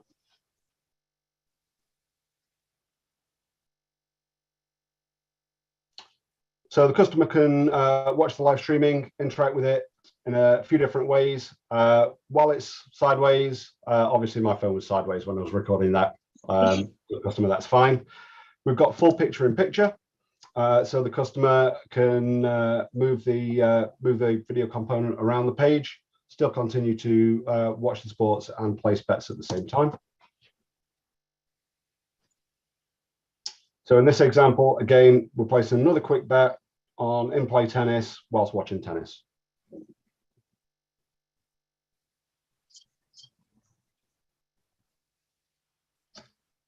So for any fixtures where we don't have live streaming support, we also have full match tracker and stats. So I think next we go to table tennis. So yeah, we've gone to our live section, gone to table tennis, and here you can see we've got the full match tracker. So customers can still follow the match along in real time and view all the stats.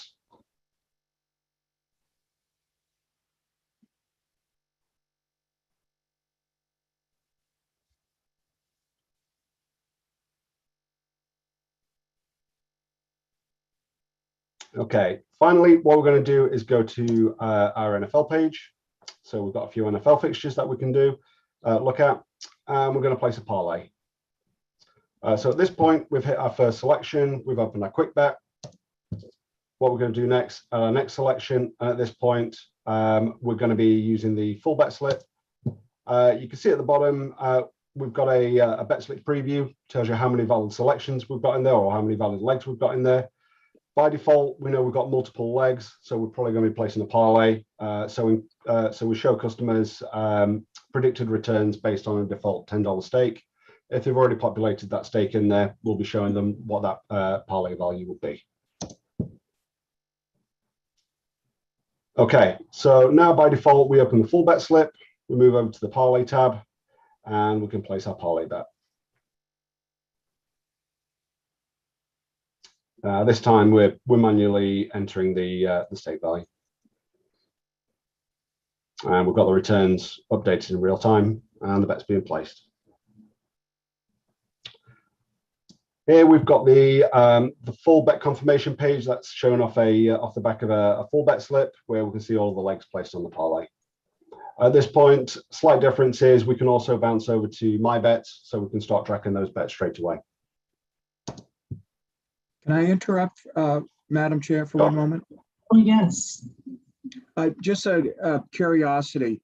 So as I'm putting my bets together, it's taking time for me to put these bets together.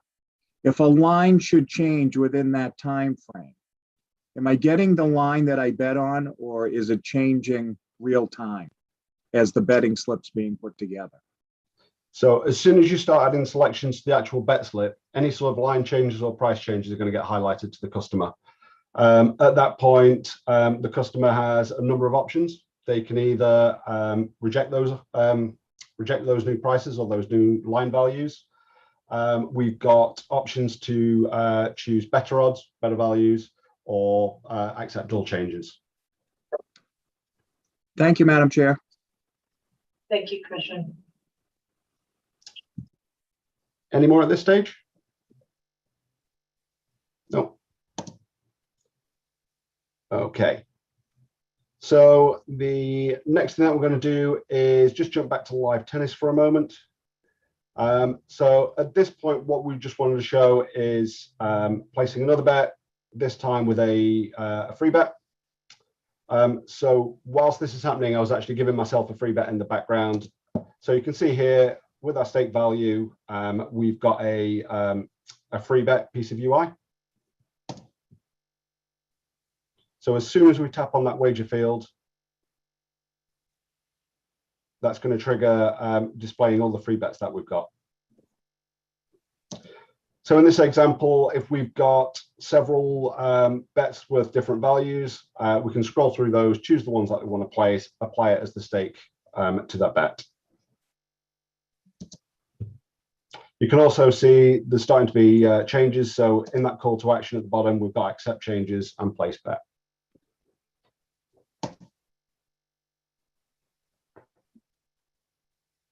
Okay, that bet is successfully placed. So the next thing we're going to do is jump over to my bets.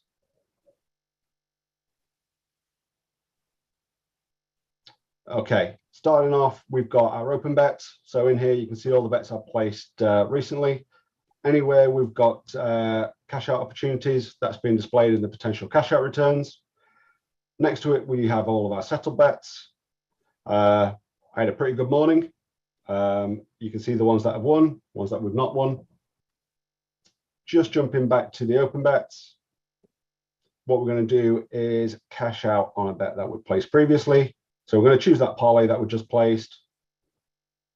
Hitting cash out. We've cashed out straight away.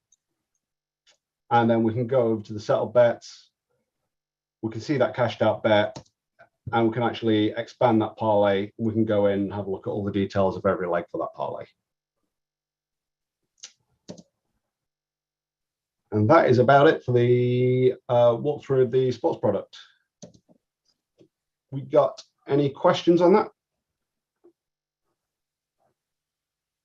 We're all set. Cool. Okay, in that case, can probably hand back to Addy. Thank you, Chris. Madam Chair and Commissioners, this is the end of our demonstration. And so we're here for any questions that you may have or any further information that wasn't covered that you may want to cover with us. Thank you very much. Commissioners, do you have any particular questions to follow up on the demonstration or the presentation? Otherwise, we'll proceed with our in-house experts. Okay, then turning to our agenda for today, we're now at 4B. So there'll be a presentation analysis relevant to the review and evaluation of your application. And we're going to start with the technical components. And we have GLI, who has been assisting us. I know that you're all familiar with GLI, but I'd like to give them a little shout out. They're the first to write and set gaming technical standards, which are now considered to be the industry benchmark worldwide.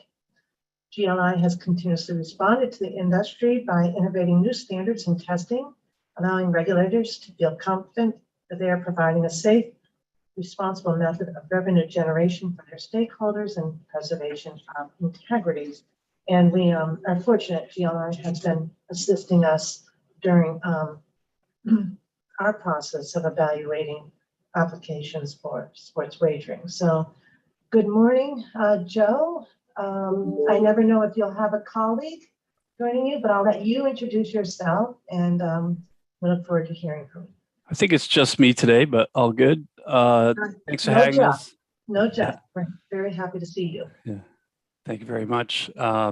Thanks for having us, Madam Chair and members of the Commission. My name is Joseph Bonnet, Director of Client Solutions for GLI. I'll give an overview of the submittal, certification, and verification process regarding mobile applications and other digital platforms that will be approved by the Commission. The submittal preparation includes the following. If the platform is one we're familiar with, in this case, Bally's Interactive, it is, a modification list from the last submission to one or more U.S. jurisdictions will be requested and reviewed to set the project plan for Massachusetts, including any changes to the platform and all specific Mass rules and regulations. If the product is new to the lab, we will review the technology architecture documentation, which is a complete, comprehensive, and technically accurate description and explanation of sports wagering systems, which includes a description of all hardware devices and virtual servers, all server and client software modules, including the software versions, a layout of all network communications between various software and hardware modules, an explanation of all third-party integrated systems. Post the technical documentation review, the critical files regarding compliance will be identified and documented. Then a complete project plan is put in place, taking into account the unique architecture and design of the platform and the specific MGC rules and regulations. The lab will run a supervised compilation of those source files, the signature of those files, and the compilation steps in the signatures of the compiled code. Once complete, the source code can be submitted for testing in a lockdown environment. GLI will review the player account management platform known as the PAM for registration, age, identification verification, account controls, payments, reporting, responsible gaming controls, required disclosures, and geolocation. The geolocation testing will commence in two parts: a field test to verify borders through sampling along the entire border while completing edge case technical tests. The field test would also cover any restricted areas as defined by the MGC.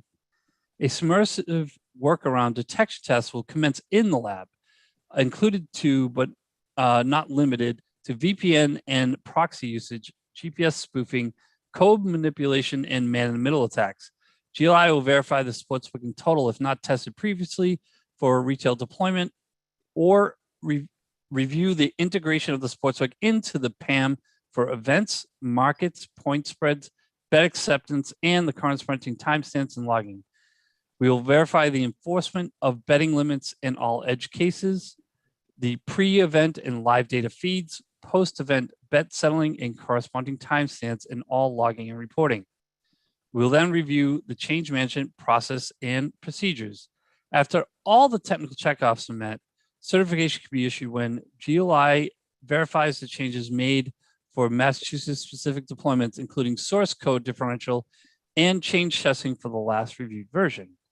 And GLI has validated the product has met all Massachusetts specific requirements. After the certifications are issued and accepted by the MGC, field verification will be conducted in conjunction with the FCC. The procedure will be finalized in the upcoming weeks. During that time, the following will commence: verification of the production server, including verification of all critical file signatures, review of the internal controls for procedures to operate the sportsbook, check technology for configurations such as proper setup of roles and user right management, and potentially interview key personnel to ensure they know and will follow procedures from the internal controls. At this point, they have met the technical requirements for operations of the sportsbook in the Commonwealth. This concludes our presentation, submittal, certification, and verification process.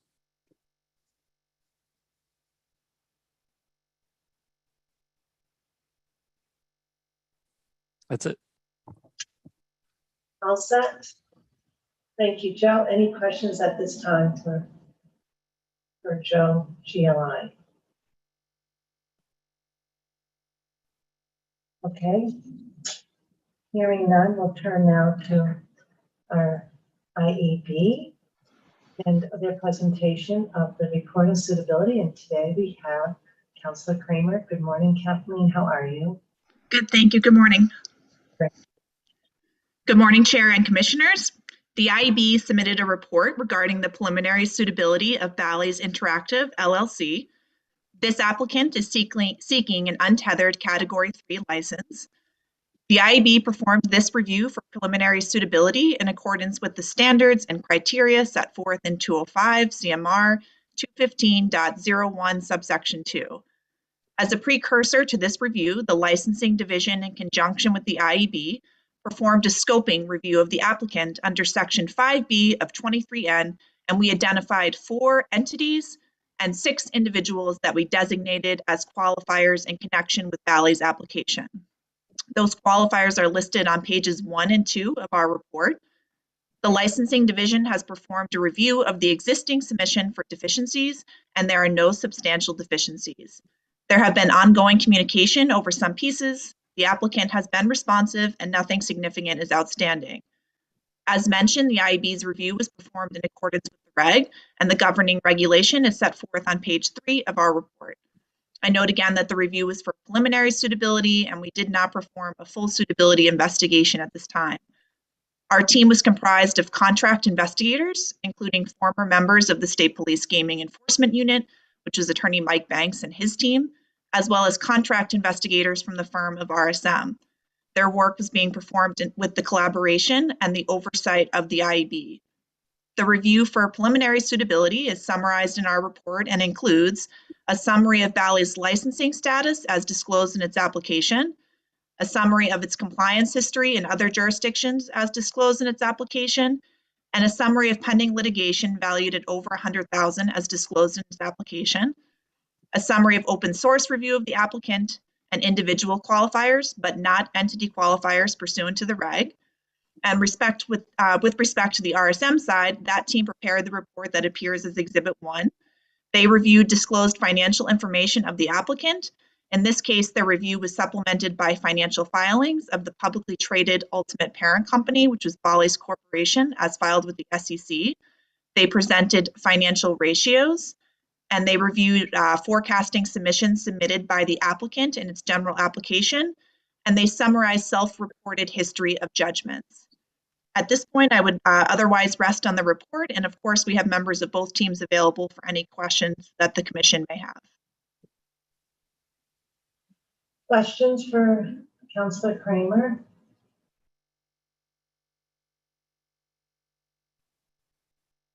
I guess that I would like to follow up with a couple of the matters that are noted, and they're limited in scope, and they only concern the state of Indiana and Arizona, but I'm wondering if it's more appropriate to discuss that in an executive session. And then I have one administrative question.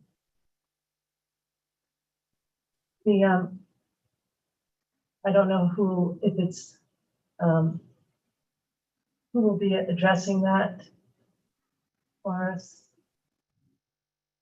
If it's all a matter of public record or not.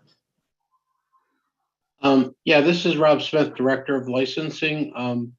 It's something we'd be happy to talk about in executive session if you wish.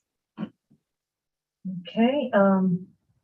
The question, Councilor Grossman, just really deals with the violation in terms of self-exclusion and with respect to Indiana and Arizona. I don't know if Commissioner O'Brien is leaning in or not. I had questions particularly about the Arizona in terms of if I'm not mistaken, that happened as you were getting ready to launch there, and there appears to have been a gap. And I had some concerns and questions about how that happened and making sure it wouldn't happen again. Right, the remediation. So I'm not sure if that would put you at a competitive disadvantage. No, the remediation, we actually took care of that more than a couple of months ago, where we now take the self-exclusion list and create accounts, whether or not the people are on that system or not. In the beginning of our operations, that procedure was not endorsed by the ADOG. So there was really growing pains on their part a little bit and ourselves.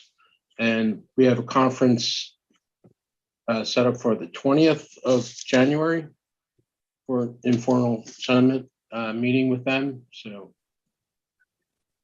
particulars after that.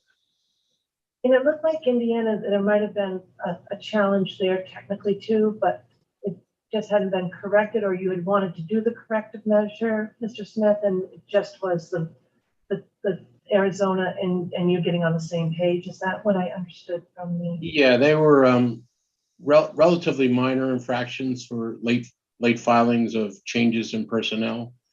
Since then, we've hired 2 additional people to specifically work with Indiana and those. That's on the self-exclusion, Mr. Smith. The self-exclusion was, there's a strange way that they do it in Indiana where the property is only allowed to get it. The Valley Interactive is not entitled to get that list, so we have to get it from the property. We maintain a separate database and send it to us on a weekly basis. So there's still some pain points there, but we've increased manual procedures to make sure that's not missed again. Okay, any follow-up questions on that, commissioners? You know, it's also, of course, in the application. All right. And the only other thing is I'm sorry, because I didn't go back and look. I don't think there was a lot of precision around the description, but the issue in terms of airing sports wagering promotion, was it just a little premature? Is that what happened in Indiana? Yes, our partner Sinclair actually put out an advertisement before we were licensed, or before we had to go live, and so we self-reported that, and we've made sure now there's a weekly meeting to ensure whatever is going to be sent out by Sinclair is allowed in that particular jurisdiction, so to prevent that in the future. And you have more than one media outlet, right? So that would do that work for you. So do you have those controls that you feel confident over? Yeah, we have a marketing department and senior vice president that manages that area and makes sure that doesn't happen. I can get you more procedures on that if you wish. It'll probably come clearer too with your presentation, so thank you. But IEB, of course, includes it in their report. And then there's one administrative issue. Councilor Kramer, I just noticed that there's as you go through each of the qualifiers, typically I see the same language, so it stands out to me and I look for it. But you didn't happen to include it, and I think it was not because there was anything there, because I can see from what has been reported, but with respect to Mr. Dundania, you didn't include the language, a review of social media affiliated with him revealed no derogatory information, and I didn't ever want the record to suggest otherwise. It looks like there was no news media with respect to him, but is it a standard measure that you usually include with respect to each qualifier, or was there no social media review done with respect to him? My understanding, Chair, is that there was obviously an open source done of him, and I would defer to Attorney Banks if he's on, or someone from his team, as to that specific language not being included. I think if there had been anything that they located, at least at this point, it would have been included in the report. So the absence of it, I don't think indicates that there was derogatory information found, but I would defer to him and his team as they conducted those. That, of course, is what I assumed. I just didn't want it to be looked upon later on. And I see Councillor Hall smiling as she comes in, but. Yeah, that's absolutely right. Thank you, Chair and Kathleen. And I know that Attorney Banks is listening, but he is actually tied up on another matter this morning. But that is correct. Kathleen's absolutely right. If there wasn't particular articles referenced with respect to the derogatory information, then during that search, then that means that during this particular preliminary review, they did not find that information. Okay, so we'll just say it was inadvertent, but this record there, Mr. Denania, we've got that cleared up. Thank you so much. Thank you. Okay, I'm all set with respect to IED. So now, if there are no other questions for IED, thank you, Councillor Kramer. We appreciate it, and it's nice to see you. Thank you. Okay, and now I'm going to turn to RSM. RSM is RSM US LLP is one of the leading providers of audit, tax, and consulting services in the United States. RSM has been working with the Massachusetts Gaming Commission to provide insights and analyses to help the Commission. And today we have, I think I saw Teresa. Good morning. Or good afternoon. Good morning. We're in the afternoon now, not so much for you. Nice to see you. And are you today alone? I'll be presenting. Yep. Okay, well, thank you very much. You can introduce yourself so everyone knows your background, Teresa, and we'll look forward to your report. Thank you. My name is Teresa Merlino, and I'm a principal in RSM's Gaming and Hospitality practice. And we appreciate the opportunity to present to the Massachusetts Gaming Commission on this untethered applicant. We understand the importance of the licensing process and the importance of these meetings, and we've accumulated a diverse team of professionals to support the efforts of this licensing exercise by the Commission. As noted, I am part of our gaming and hospitality practice and have specialized in the gaming industry for over 20 years. And we have a team of gaming and financial experts on this project.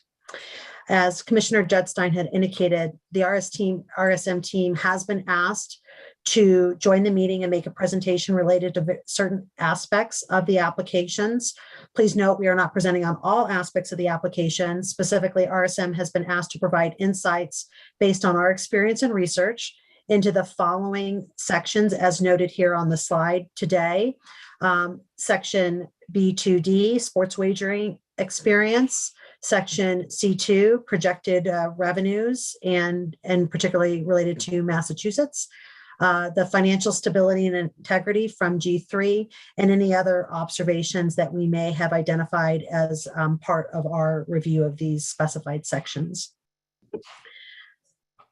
And as instructed by the MGC, we conducted our preliminary review of these applicants in tandem with other investigations, and much of the information we reviewed and are prepared to present on today is likely confidential, including specifics around market share and these projections. We're happy to discuss those items in detail in the executive session, and we'll speak in general in this public forum and answer any questions that as appropriate. So with that, today's presentation, we'll talk a bit about some key financial ratios and metrics, as well as some of the market share elements. And this information is very similar to what we did with the tethered applicants, but have provided some visuals to help support the exercise here today. So starting with the sports betting market sizing for the state of Massachusetts, you'll note here that RSM leveraged the Deutsche Bank equity research report, as well as the Truist Securities equity research report as part of the development of our estimates. And these estimates will range from 83 million, with Truist up to at the end, 639 million over the course of 5 years. Given the evolving nature of the online sports wagering and the varying number of platforms in different jurisdictions, it is very difficult to estimate the ultimate composition of the marketplace. But even with these unknown elements, we believe that it is safe to say that it's a very lucrative market for the United States, and is one that the applicants have opportunity to help drive tax revenue for the state of Massachusetts. So that's a context, and this is important to note that RSM's estimates based upon our research do differ a bit from the applicant. In an executive session, we can highlight some of those differences for the Massachusetts Gaming Commission's perusal. Also, just to note here that Truist Securities did estimate a ramp-up period that Deutsche Bank did not, and many of the other applicants across the board did not have this kind of ramp-up estimate that is in Truist. So in some of our presentation slides, we do actually exclude this ramp-up. We exclude Truist from the ramp-up just because it skews some of the numbers, and the applicants typically did not have that low amount. So when looking at the state of the market, one of the things that we thought would be helpful for the Massachusetts Gaming Commission is to understand what our research indicated, and we kind of have the high and the low for Deutsche Bank, and then Truist Securities, and then all the applicants. We took an average of their estimates, and you'll see initially, in general, all of the applicants seem to have very close estimates or closer estimates to the market research we performed. But then over time, their estimates exceed, in general, the estimates as identified through these other third-party equity companies. So that does influence some of the analysis when they are doing projections related to both the GGR as well as the tax pieces. So moving on here to the next piece, we provided some context for the Gaming Commission to view some of the growth estimates across the industry. Again, this is just some third-party market research, and different applicants provided different estimates on growth year over year. And for just the comparisons that RSM identified, you'll see that we're looking at growth rates between 9 and 30%, and then eventually trending down as the market becomes more mature. Market share information is one thing that was part of the request within the application. And so this information is taken from some of our third-party research here, and is really only intended to provide directional context for the Gaming Commission in estimates of current market share in other jurisdictions. And we've referenced some of these numbers verbally, but thought that it might be helpful as we look at the untethered applicants to kind of understand the context of the market share in other jurisdictions. One thing to note is that these market shares will vary based upon the number of sportsbook allowed and how many each state and each jurisdiction will have differences in the number of sports books. And then also one thing to note is that this chart includes iGaming, which is not allowed within the state of Massachusetts, but does provide some context for current market share from various platforms. Teresa, before you move on, actually, this is Commissioner O'Brien. Barstool Pen is in there twice. Can you differentiate those for me? I'll have to look as to why they split these up in two different pieces. My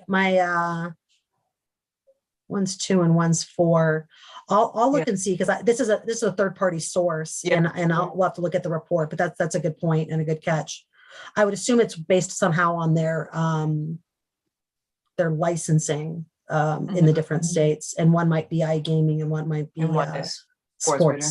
sports is my guess. I don't know though. Barstool would not be associated with iGaming and traditionally.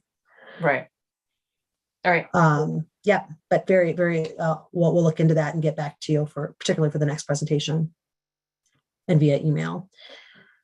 The market share, what we did, so this last chart here is kind of like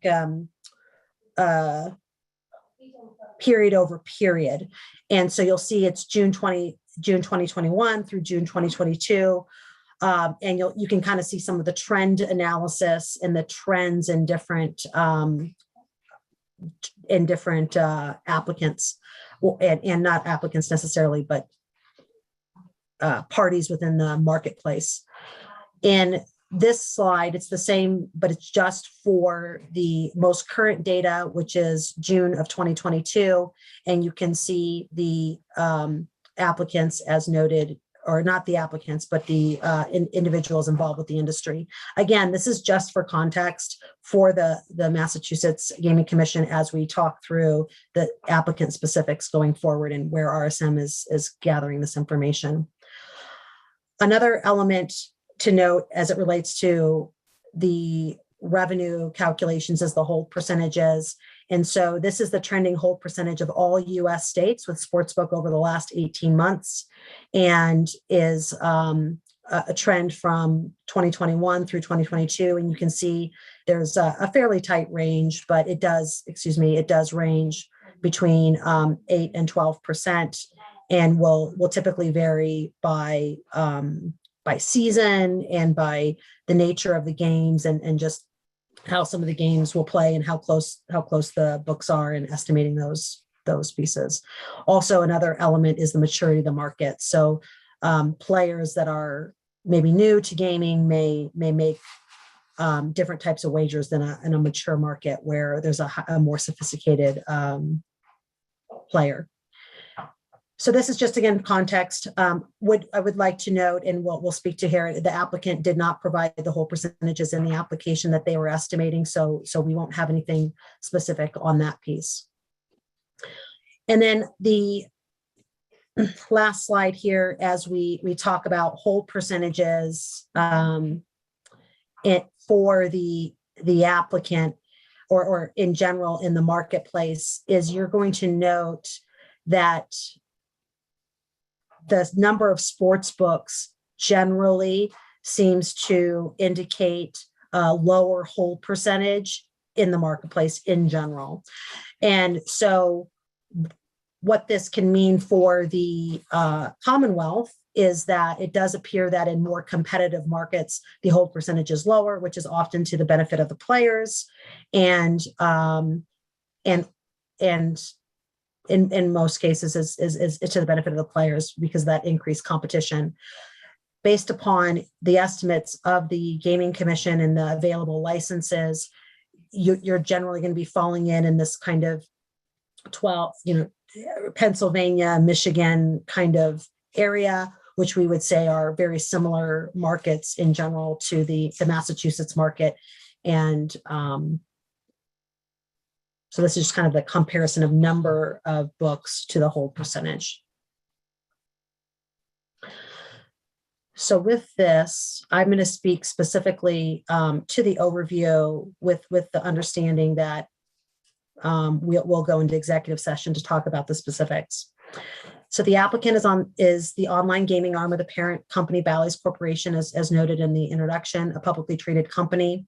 Our were only provided at the parent company level, not at the applicant level. However, we were provided comprehensive view of projected operations within the Commonwealth from 2023 to 2027. The applicant is currently operating in Arizona, New York, and Virginia. We reviewed the applicant's revenue projection information and compared it to the market analysis as previewed here with Deutsche Bank and Truist Securities research companies, both issued in October of 2022. For the revenue projection section, the executive session is likely warranted, as we will discuss the specifics of Bally's estimated market share. The applicant's forecast methodology started first with the estimated total addressable market or available market for sports wagering in Massachusetts, followed by their estimates of the relative market share of the gross gaming revenue. And we will note that the projected total addressable market in the Commonwealth estimated by Bally's is greater than the high range found in our independent research. That isn't to say that the applicant's projections are wrong, but rather may be aggressive, or they may have other perspective on the available market than the research that we performed. As previously shared, there is uncertainty in the ultimate market of sports wagering in Massachusetts, and it is hard to estimate this relatively new product offering as you look to introduce a new product. Handle and hold percentage were not provided, and so we were not able to estimate those or compare those or evaluate whether or not those elements may have impacted their market share aspects. So that's kind of an overview of market share, which we can go to more detail in the public in the executive session with specific numbers. Utilizing the publicly available SEC filings, it's apparent that Bally's Corporation is sufficiently capitalized as of its most recently quarterly SEC filing. As of September 30th, there are approximately $716 million in available liquidity, comprising of $171 million in cash on hand and $545 million in availability under their revolving credit facilities. There are no major debt maturities in the next 12 months, but there is a $4.2 billion total debt balance. It is ultimately up to the applicant's parent on how to allocate its financial resources. If faced with future losses, there is no guarantee the applicant will continue its sports wagering operations in Massachusetts, but it has the current financial resources to fund operations in the Commonwealth if it so desires. RSM will remain on the line to answer any questions the Commission may have about this presentation or our written submission. And if there are further specifics on numbers, we'll be happy to talk about those in the executive session. Thank you, Teresa. If you could pull down that's great. Thank you. Commissioners, questions for Teresa? Commissioner O'Brien? I guess my general question to you, Teresa, is the lack of handle information typical when you're asked to do these analyses? Yeah, for the applicant pool, handle was the least common information provided. And however, most of the applicants did provide a hold percentage estimate. And so typically what we would see is if I know what my market share is and I know what my GGR is and I know what my handle is, I can kind of back in or know what my market share, GGR, and hold percentage, then I can back into the handle and you can infer the handle. So the hold percentage, and I don't know what they're estimating the hold percentage to be. Okay. Thanks. Perhaps we should follow up then, Commissioner O'Brien, with, and I'm not sure if it's Mr. Tadania or another representative as to why that wasn't provided and if that needs to be addressed in an executive session. Yeah, we will take a look, Madam Chair, and we will be able to provide that. It should be in our models. Okay. Commissioners, would you like to hear from our in in executive session. I would, if I have one more general question before we go into that, which is the reference to Truist having the ramp up period, Teresa, where most didn't. I would think the ramp up would be a relevant analysis. Do you have any expertise on why a lot of these third parties don't use a ramp up period in their estimates? I can give perspective, but I wasn't obviously part of the equity research for Truist, but my estimate is that they did not believe that the state of Massachusetts would get gaming live by March Madness. So based upon what I saw in their estimate, I think that they estimated that you'd be kind of go live by the NFL season in the fall. Okay. It looks to me like it's just a quarterly, like a quarter or a partial year. While if you guys can get gaming stood up in a timely manner, their estimate would have been higher. Okay, great. Thank you. Yeah.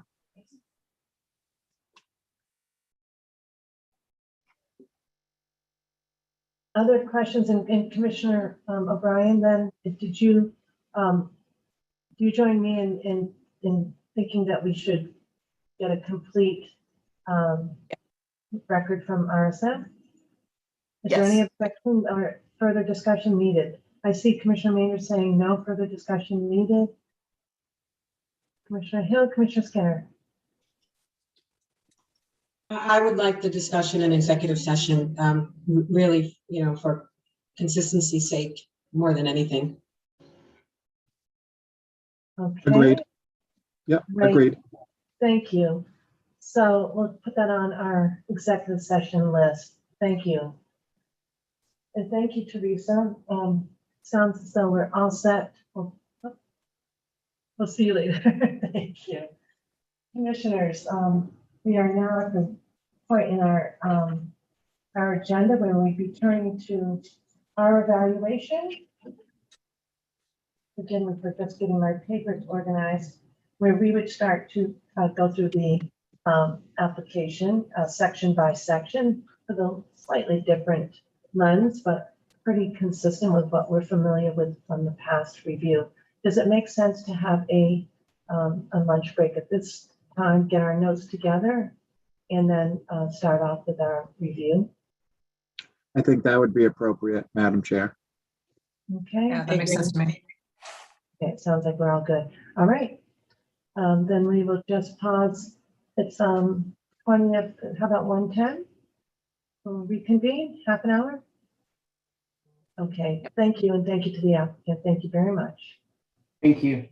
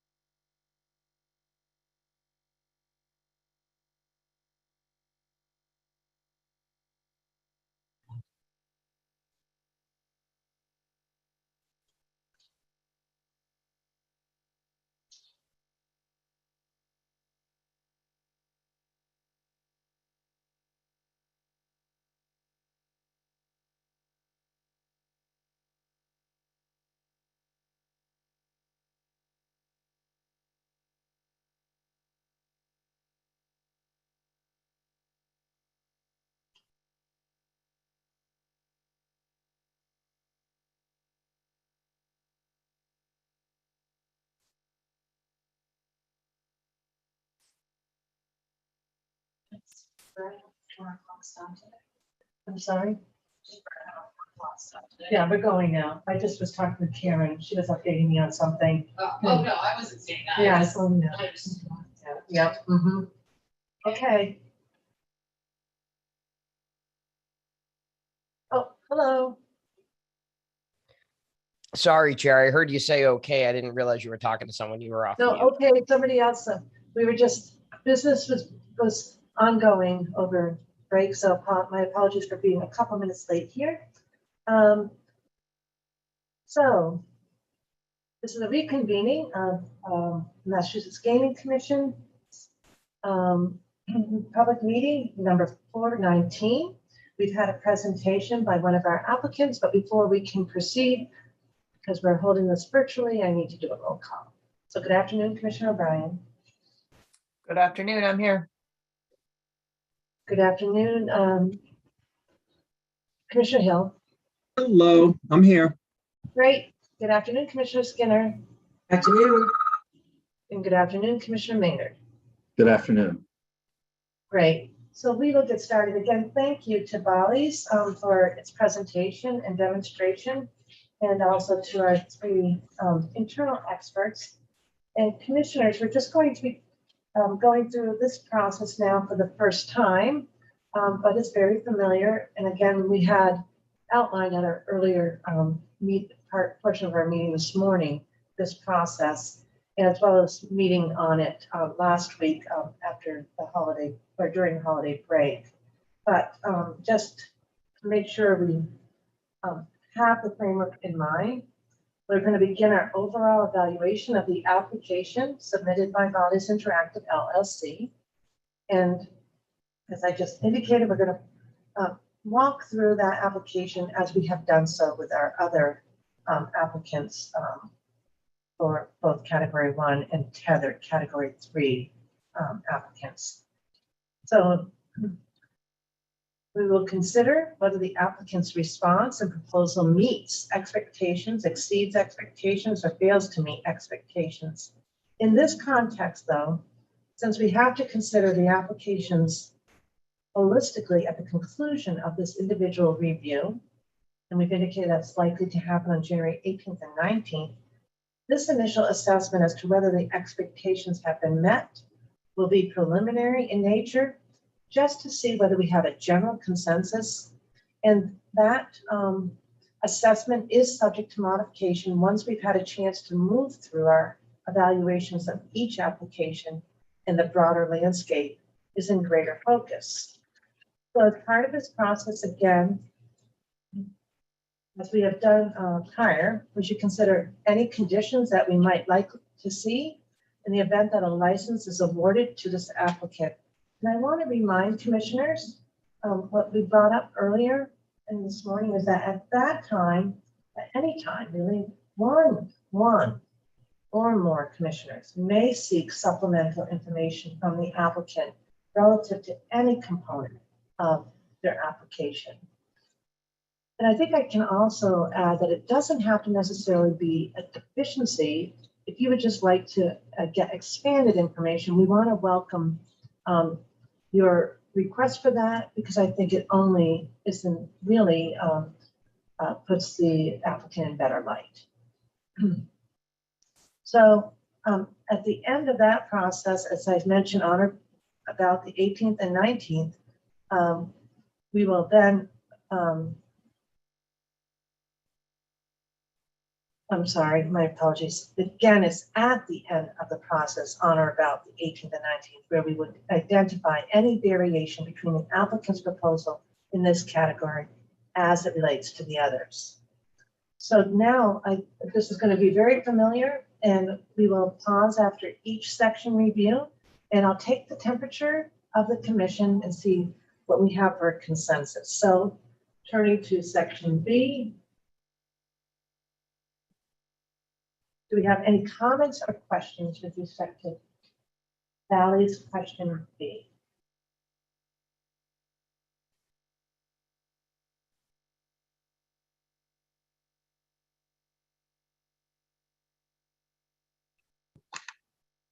Madam Chair, I don't necessarily have a question But I was very interested. I think it was in B1 when you were talking about different types of betting, like exotic parlays, which is something we haven't talked about in the past. If bets, when I was first reading about if bets, I was wondering if that could or does have anything to do with RG. But as I read through it a little bit more and understand what an if bet is, I don't think it really has anything to do with RG. But for those of us on the commission who are relatively new to this industry, could somebody just briefly explain what an exotic parlay is and what an if bet is? Because I think it's important that the commission understands what those bets are and how they are used in your platform. Sure, I'm happy to do so, but Commissioner Hill, if it's okay, I can also have our product team members join that can respond to this in detail. So let me just have them join and give a more in-depth overview. If that's all right with the chair. Oh, that's fine. And should we pause because you're tracking that individual down, or do we think? Yeah, if that would be okay. That's fine. We'll put that in the parking lot for now and look forward to the response. And I think it's a very, very helpful question, Commissioner Hill. Other questions on section B? I had a question on B3. I think it's page 59 in the PDF, second page of B3. You talk about time limits on the app in terms of somebody, and it's almost like a cooling off, but you can do it by hours. Basically, almost like, you know, what you would do to kids. You've been on, you know, Roblox for X hours today, so you're done. But it says available on iCasino products. Is that only available on iCasino versus a sports wagering app? It's part of the PAM. It's our player account management system, which is the same PAM that we use for iCasino and sports betting. Okay, because I was curious because it says available on iCasino, but it's available on both. Yeah, part of what happened, just so everyone is clear, is when we merged with GameSys, which was the big transaction that we did. GameSys was the iCasino company, and their PAM was tied to iCasino products, and so a lot of those tools were then integrated with our sports betting engine. So it took us a good part of a year to integrate our sports betting technology into that PAM. So we may have to update some of that information. Okay, yeah, okay. So that just needs to be updated, I guess. All right, thanks. Commissioners, while we're looking at our notes, I have one or two questions, but I want to defer to Commissioner Skinner, Commissioner Maynard first. Okay.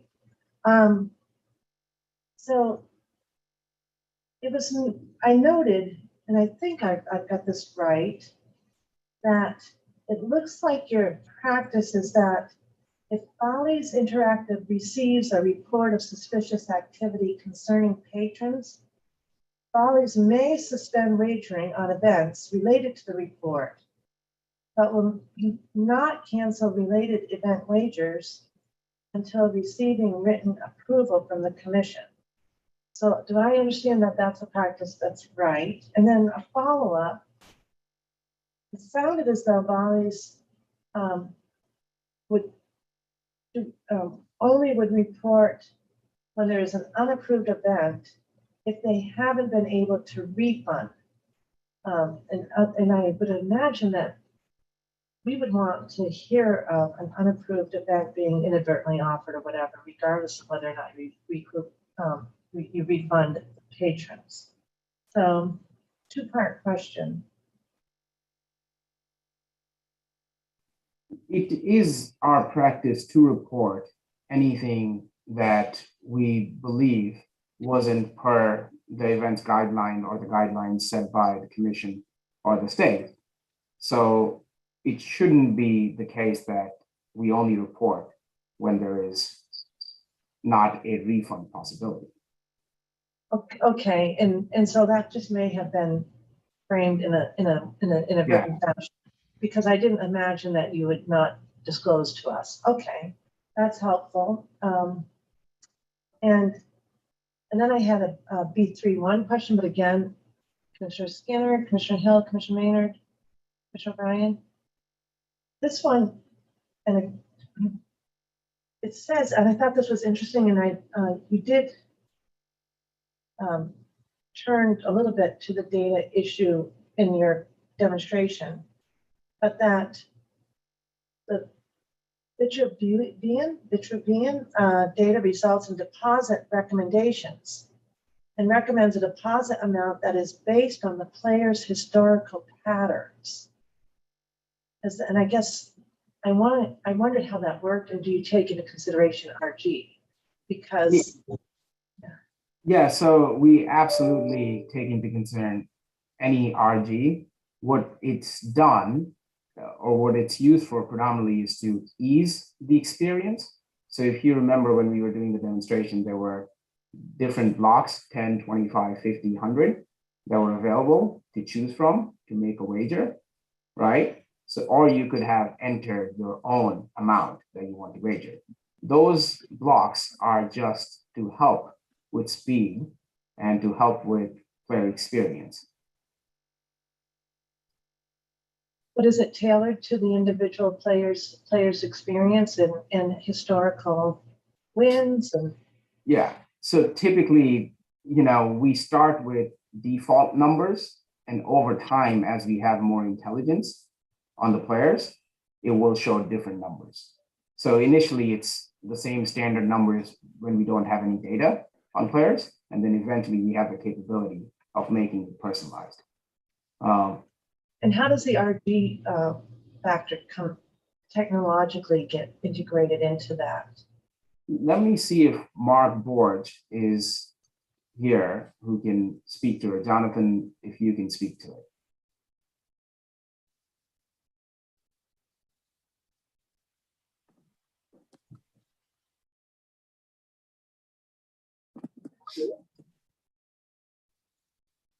Sorry, Madam Chair. We'll have our team. We weren't sure. We thought it was going to be more the executive session, so just myself and Rob Smith joined, but we're getting the troops back in. So our apologies for not. Oh no, this is probably a lot of our questions now, we hope, will be for the public consumption, but those that we assess to be more appropriate legally for executive session, we'll move to the end. So if that's helpful to you, Mr. Dadanya. Yeah, that would be helpful. So we have some individuals who are able to join, and I know Commissioner Hill had a question on if bets and exotic parlay, Madam Chair, if that's okay. We could perhaps go there, and then as individuals join, we can respond to the specifics. Great, thank you. Technology. So Jay, do you want to talk about if bets or exotic parlays and how those work? Commissioner Hill was asking how that would work and just a general understanding for other commissioners. Yeah, so the if bet that we have in the system, which is not activated as of yet, but it's a bet where it allows the player to place a number of wagers with a smaller bankroll than would have been required had he made the bets all at once across the board. So what an if bet is you place, let's call it, for all intents and purposes for this example, we'll make every bet even money. So you bet $100 on, let's say, 3 or 4 games that will go simultaneously that you would like to bet individually, but you don't have the bankroll to do that. So you say, you if bet it by saying, I want the Bills, and whoever you designate as the first team, they must cover the wager for the bet to continue on. So it's sort of a modified parlay, but they pay out as straight bets. So you put $100 on the Bills, and if the Bills covered, then that money goes, the $100 that you won goes back into your bank, and the other $100 ifs over. So the bet is if Bills win, then go to the Rams. And then if the Rams win, then you take another 100 that goes into your bank because you're betting $100 again. And then that further $100 bet rolls onto your third if you have such a third if, and so on and so forth. So you could if it up to, 6, 7, 8 teams. But so as soon as one team loses, though, that's when the chain stops. So if the Bills win, you collect your $100 back in winnings, and then your original bet rolls on to the next bet. And if that one wins, so on and so forth. And then as soon as you lose, that $100 wager loses, but if you've won 2 or 3, you've banked those winnings already. Does that explain it? Is that a clear picture? Clear picture, and actually that was a very nice presentation to explain it. I just thought it might be helpful for some other of us who haven't been in this industry as long as others to understand, because this was the first time that I've actually seen it in an application, and I actually didn't know that it wasn't in play yet. I thought it was part of your platform now, so I'm glad to hear that. And then exotic parlays, again, we all know what a parlay is, and I saw the word exotic, and I thought it would be helpful to my fellow commissioners to explain what an exotic parlay is compared to a regular parlay. Yeah, so we struggled. I'm sorry, Commissioner Hill. Do you mind if I ask a follow-up question on the if bets before we move to the exotic? Okay, thank you. Jay, hi. Hi. I'm just wondering, is that option of if bets, is that more of a convenience to the player, or is it a more lucrative bet in terms of the return on a win? So it's actually it's a convenience, but it's because now it allows you to make several straight bets with a smaller bankroll, right? So if you only have $100 in your account and you like 3 or 4 games, but obviously putting in a 3 or a 14 parlay is a much tougher wager for the player. It's obviously a better wager for the house because of the pure mathematics behind it. Whereas now we're allowing the player to utilize their bankroll in a more conservative, player-friendly fashion with the if bet, because we're allowing them to, the main thing of it is for simultaneous games, right? If a player had the benefit of time, right? The Bills game goes at 10 a.m. and I'm sorry, I'm in the Pacific time frame. And then the next game goes at 1, and then the next game goes at 5. Suppose he liked all 3 games that had that time benefit. In theory, he would just bet the first game. It would result, grade out. He would take his winnings and then, take half the winning and put it on the next game. But when they're all going at the same time, it requires a bigger bankroll to be able to cover those 3 spots. Whereas now, we're allowing them to bet the first one, the second one, and the third one all at the same time, but they have to prioritize sort of their, I don't know if you're familiar, it just happened, the bowl season just ended, and there's some pools, in offices where you not only pick the game, but you provide what they call confidence points to it. So like if you say, I'm really confident that this team will win, that'll be my highest point totals for that. So that's sort of like this. I'm very confident in this. I think it'll win. At least I get my money back if my first highest confidence pick wins. Then it goes to my second one, and so on and so forth. So your lowest confidence pick would be the last selection that you put on the if bet slip. Okay. So it's really a good way for the players to be able to play more and churn more with a relatively small bankroll. Yeah, so more bang for the buck. Yeah, and they're betting into a more player-friendly margin. Yeah, I'm sorry I missed that. You did say that at the beginning, that it allows a player to wager with less than what would typically be required for such a bet. So thank you. Yeah, we're not letting them wager for less. We're just allowing that bet to sort of travel back in time, right? Because the games are all playing at the same time. Yep, I understand it, just maybe not able to articulate it. Yeah. Okay. Thank you. Sure. And then the exotic parlays, if you could just touch upon that. Yeah, sure. So exotic parlays, progressive parlays, we've had different naming conventions, and the progressive naming convention sometimes throws people off because They feel like it's a megabucks or a Powerball kind of thing.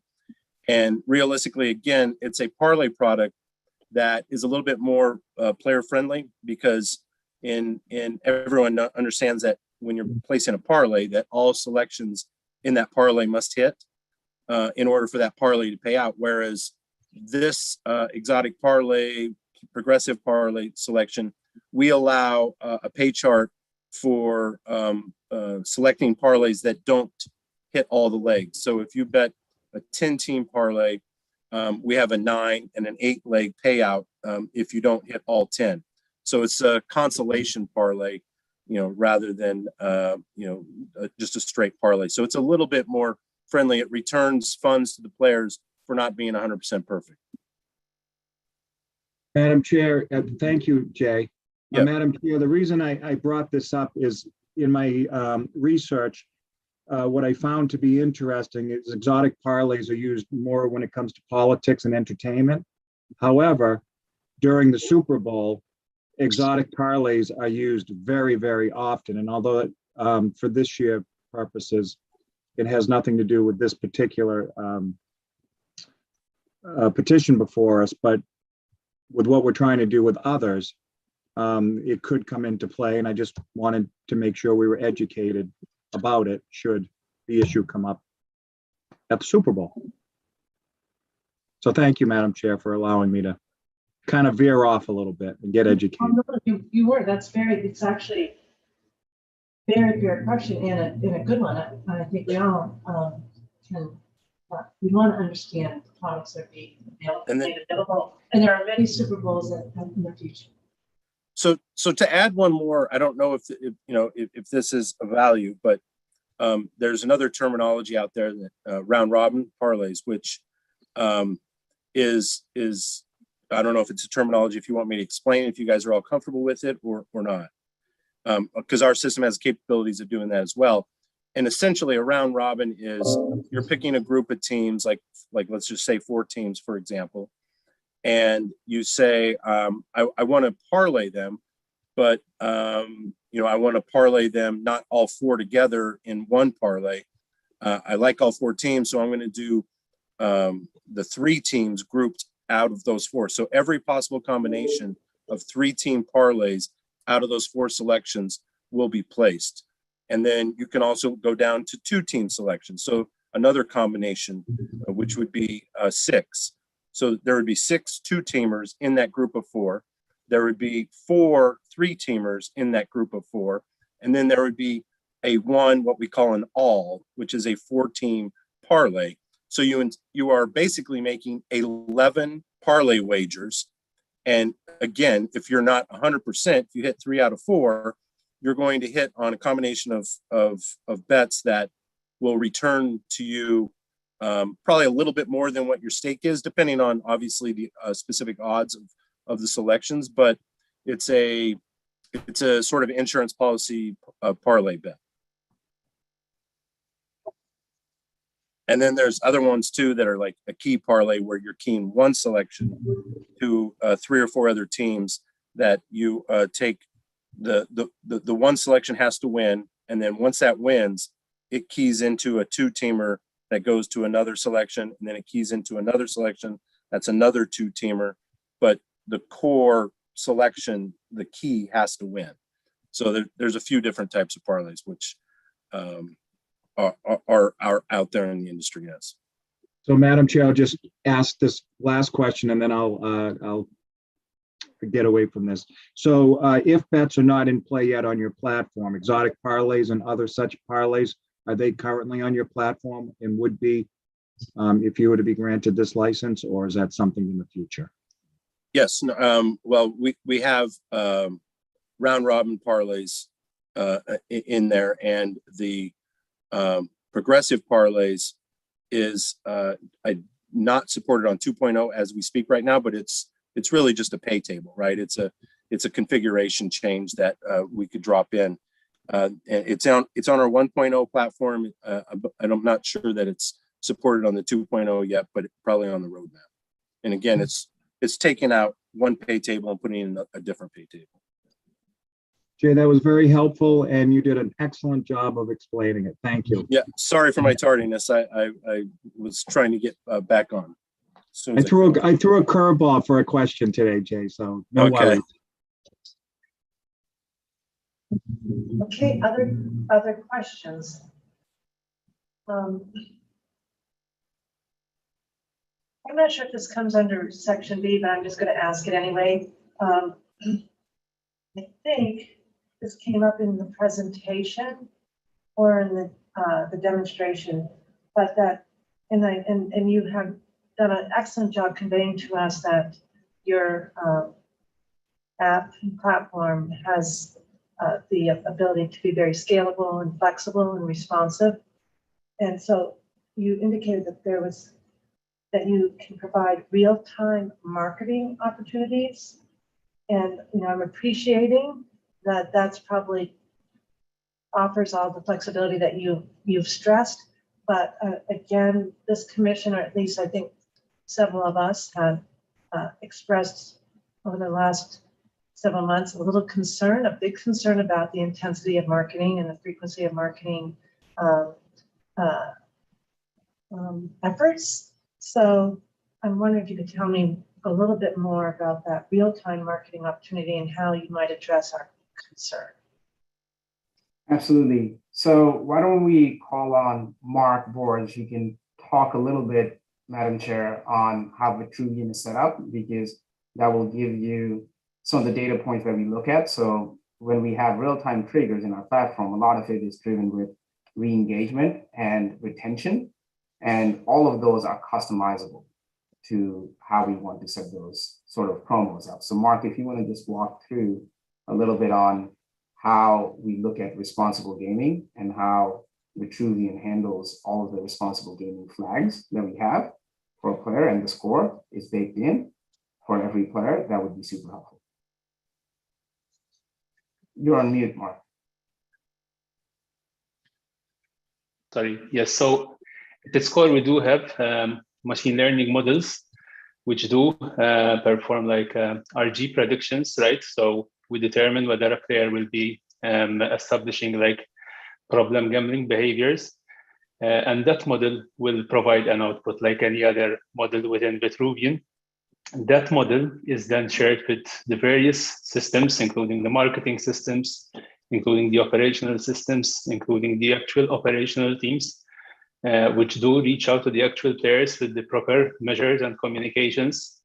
So it's a combination of automated processes versus like manual processes, but in its core, this problem gambling prediction models will give us an early indication of who's going to be developing these gambling behaviors.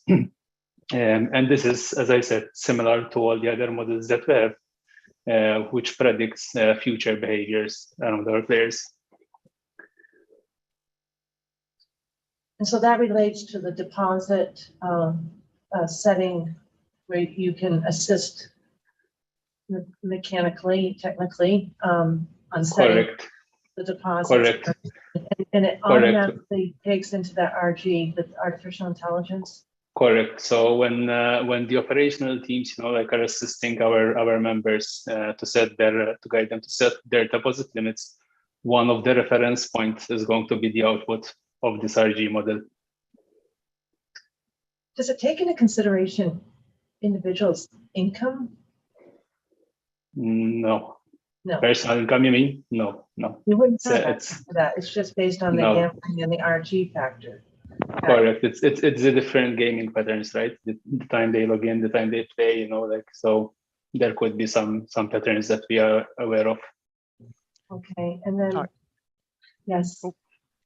I'm sorry to join in. I can probably offer some updates on some of the technology that we use in the UK around player protection and responsible gaming deposit limits and indeed affordability income.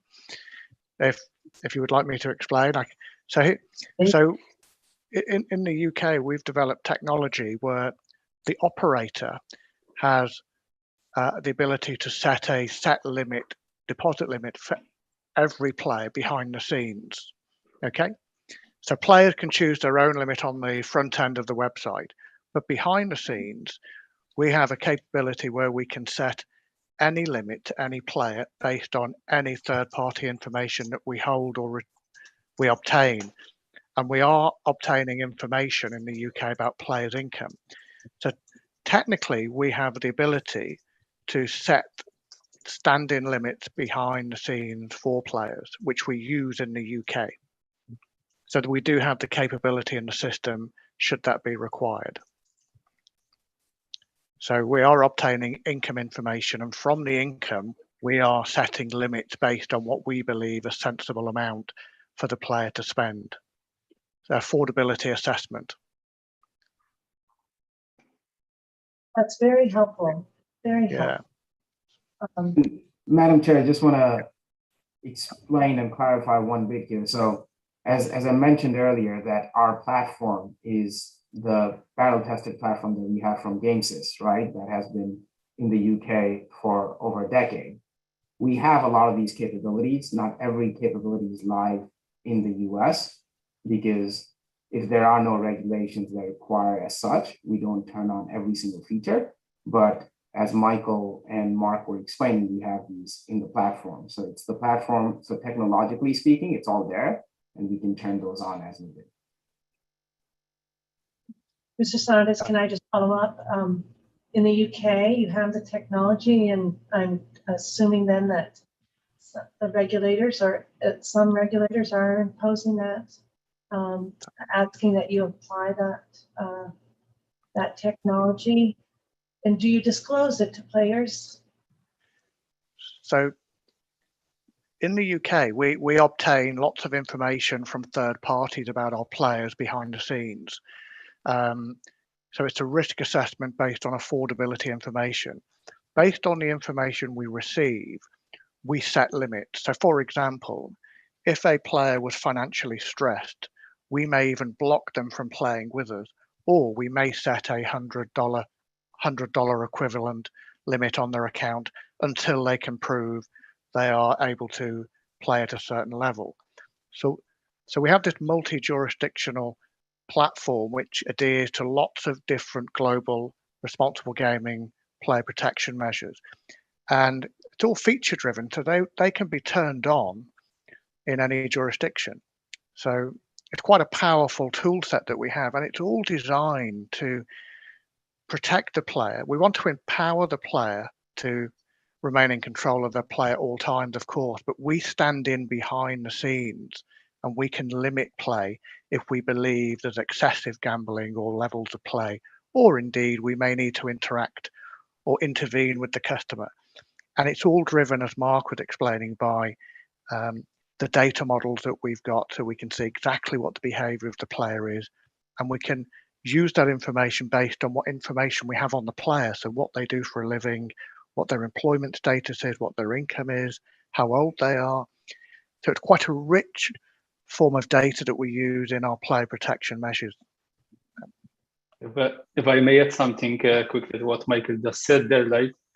It is a configurable setup, right? And it's not a one size fits all, right? So each model, we don't build one model for every jurisdiction, right? Because the player patterns are totally different across different jurisdictions, right? So for one jurisdiction, we might have an RG model that factors in the affordability data points. For other jurisdiction, it might be excluding that affordability because we don't have it for that jurisdiction.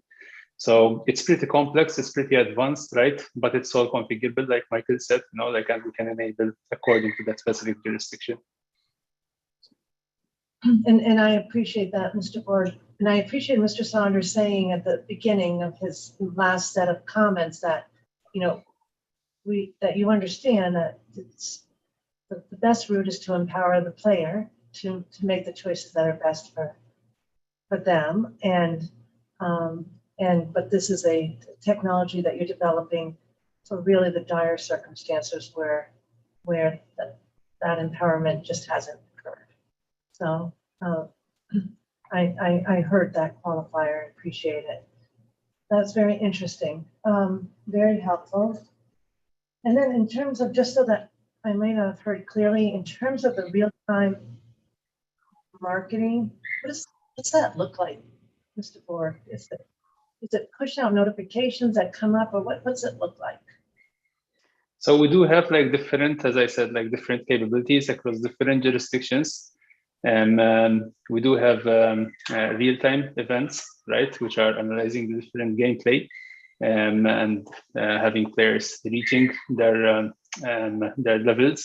We release rewards accordingly, or either we send like an event to our marketing tools that interacts through one of the different multi-channel campaign management notification channels, through either email, through either push notification. So it's a combination.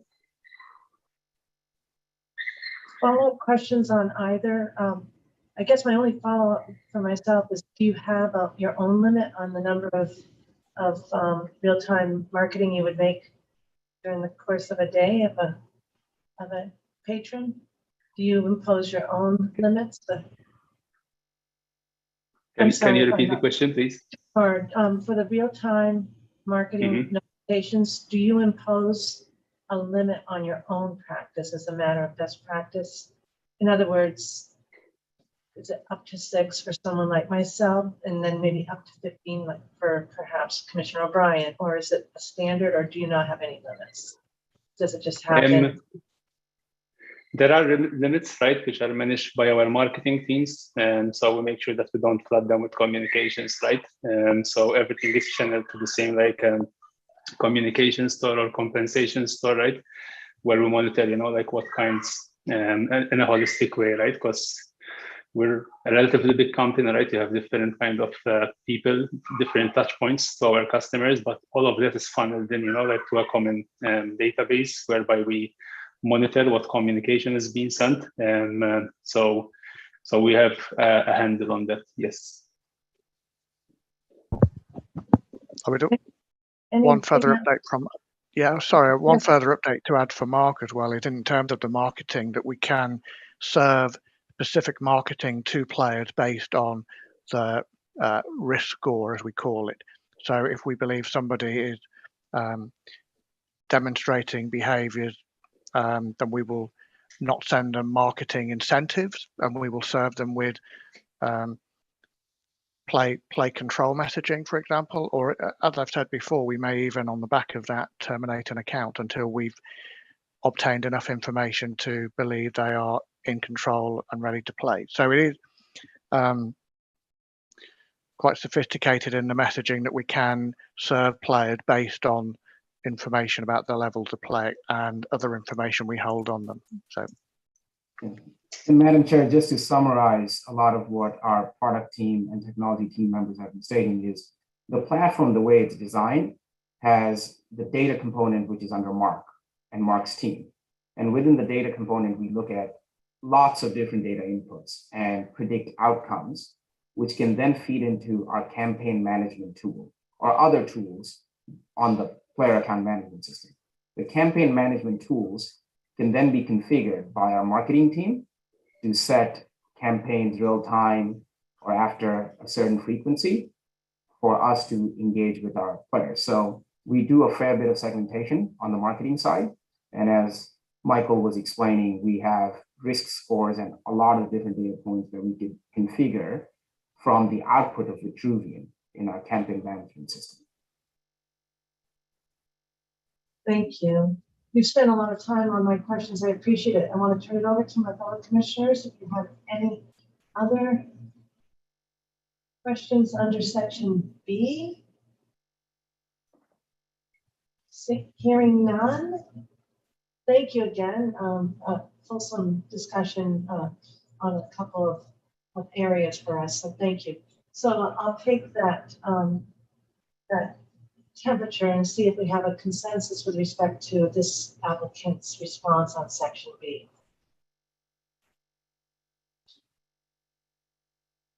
Do we find that it meets expectations? I do. Thank you, Commissioner Skinner.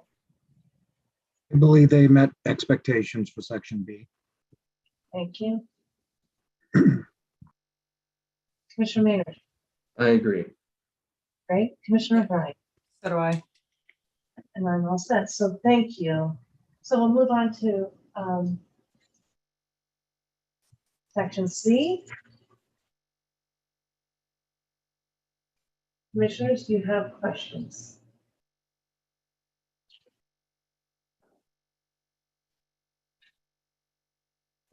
So the only question I have, I like the idea of recruiting, and you're very specific, which I have to say I like some of the specificity in terms of the UMass Boston reference and things like that. The only hesitation I have is sort of where do you draw the line of they can't gamble yet on the sports wagering app, and then you're recruiting for the industry. So if you could maybe talk a little bit more about how you guys approach the recruiting in that zone. I mean, by the time they graduate, they'll be in your legal age limit, but I'm just curious how you guys handle that conversation. Commissioner O'Brien, is this specific to recruiting of employees? Yes, for employees, yeah. When you were talking about the employment opportunities and the recruitment efforts, I think you referenced UMass Boston at one of the points in diversity and employment efforts. Yeah, so we are very mindful. We have a policy internally of making sure that anyone that we recruit, be it through internships or full-time jobs, are of the right legal age in that respective state. So every state is different. We have our headquarters in Rhode Island that allows for people to be 18 and above, right? So we are very mindful of that, and our HR team looks through those to ensure that everyone's of the right age and is put in that sort of job or environment where they are not of any concern from a regulatory standpoint or from our standpoint. Okay, so they would be at 21 and up in the Commonwealth. That's right. Okay, great. Yeah, and we very rarely, I would tell you, in my history with the company, we very rarely have had interns as well that are under 21 join us, because most of the interns who come in are senior year interns. And if we have interns that come in that are, sophomore or junior year and not 21, they're in back-end functions such as accounting, marketing, etc., where they don't have exposure to the gaming products. That's typically our case. Okay. But you're saying you wouldn't do those in Massachusetts unless they were 21 and up, right? That's correct. Yeah. Okay. Thanks. Yeah. Most of our back-end functions are in Rhode Island, and we typically, have our accounting and back-end office functions there. So, but we generally, as a company, don't have a very big internship program anyway. So usually students that come in at the senior year because they need experiential credits for graduation, and majority of them, if not all of them, are 21 at that point.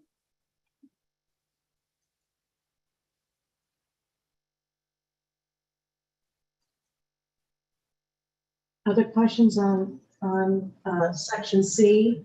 I know that we're anticipating some further intelligence from RSM during the second session. Commissioner Skinner. Yes, thank you, Madam Chair. And good afternoon, Mr. Dandania. Good to see you again. Mr. Dandania and I met very briefly in Vegas at the G2E conference. So thank you for your presentation today. I was hoping you could provide some more specific information about the employment opportunities you intend to offer within the Commonwealth. I didn't find that in the application. I apologize if I missed it. I'm working from a paper copy, but could you just elaborate exactly on what your plans are? Absolutely, Commissioner. Good to see you as well. And look, I think we as a company are all about expanding our employment base. We today hire a lot of individuals from the Commonwealth. I am a resident of the Commonwealth, by example. Many of our employees at the headquarters are all residents of the Commonwealth. We don't have an office base in Massachusetts. However, we have one right across the border in Rhode Island. So we will continue to expand our recruitment efforts because we do need talent, and given all the universities that are in Massachusetts, we have a very active recruitment process in general. As we expand our sports betting or online offering in the Commonwealth, we will be hiring more individuals, be it for back-end or any of the technology related requirements. We have established a technology office in Rhode Island in the city of Warwick. So we have now several jobs posted and more to come as we expand hiring in that office and location. So that will be both residents of Rhode Island and Massachusetts. Thank you. Would you be willing to supplement the application just with some information on what those positions are specifically and provide a job description and some of the other information that's requested in section C1? Yeah, and we could pull that if someone could take that note down. We could pull all jobs that are for our locations in Warwick, et cetera, that are open to residents of Massachusetts and Rhode Island. We should be able to supplement that. Madam Chair. Yes, Commissioner Hill. Thank you, Madam Chair. So one of the issues that I care a lot about is our community involvement in the companies that we are going to license. And if I can be critical, and I mean a little bit, not a lot, there wasn't a lot of information in your application in regards to community involvement, at least not in the way that I think we've seen other applications come before us. In fact, if I read this the way I think I read it, there wasn't a lot of community involvement. So I have to believe it just wasn't in the application and that you could really maybe talk about in other jurisdictions where your company is involved with the community, because the application really doesn't talk to it as well as I had hoped it would. Yeah, Commissioner Hill, our apologies for not giving you a lot of information in the application. We are happy to provide that as a supplement because we are one of the major employers, as you know, in Rhode Island specifically, and a lot of the communities we serve are within the state and around the state, so in the New England area. So we are happy to provide that. We do have a foundation, Values Foundation, that provides to a lot of local communities. We take diversity, equity, inclusion very seriously. We have a whole team behind that. In addition to this, we are also very active in providing all sorts of benefits to local communities and businesses that we work with. So we're happy to supplement a lot of that in the follow-up. I'm happy to see the supplement, but in other jurisdictions, is there anything you'd like to talk about that you've done for us today? We have, a lot that we've done through the Values Foundation. So Values Foundation has money that I think we may have even covered in the application that the company pledges for a lot of local causes. If you look at just Rhode Island, which is across the border for us, we are regularly involved with the food bank, with toy drives and all sorts of different initiatives. Those are all recent. All employees participate in the office, and then we have a whole team that goes out and does these drives. We have races that we've done for breast cancer awareness. We have lots of different events that we do in and around the state just to increase awareness around these things. We were part of the Pride March in Rhode Island, and it's something that the company takes very seriously. We have a whole team in the UK as well that supports this initiative. And there is a lot of information that we would be very happy to share. We have pictures. We have a whole intranet for employees to participate and volunteer with these events, and we can share all of that with you. Madam Chair, I appreciate through you, thank you. And I would look forward to that. And just in your 1 minute giving us a little update on that, that's impressive. So I look forward to what you're going to send us, because for this commission anyways, and I don't want to speak for everybody on the commission, but I know they all feel the same way I do. Community involvement is something that we care very deeply about. And we do too. As a public company, all forms of ESG are very important for the company. And so we have a whole report that we do on our efforts there. And within the state of Rhode Island, we actually do a report of local communities that we serve and employment opportunities and awareness that we create. So we'll be happy to share all of that with you. And then I have one other question, Madam Chair. Could I just do a quick follow-up beforehand?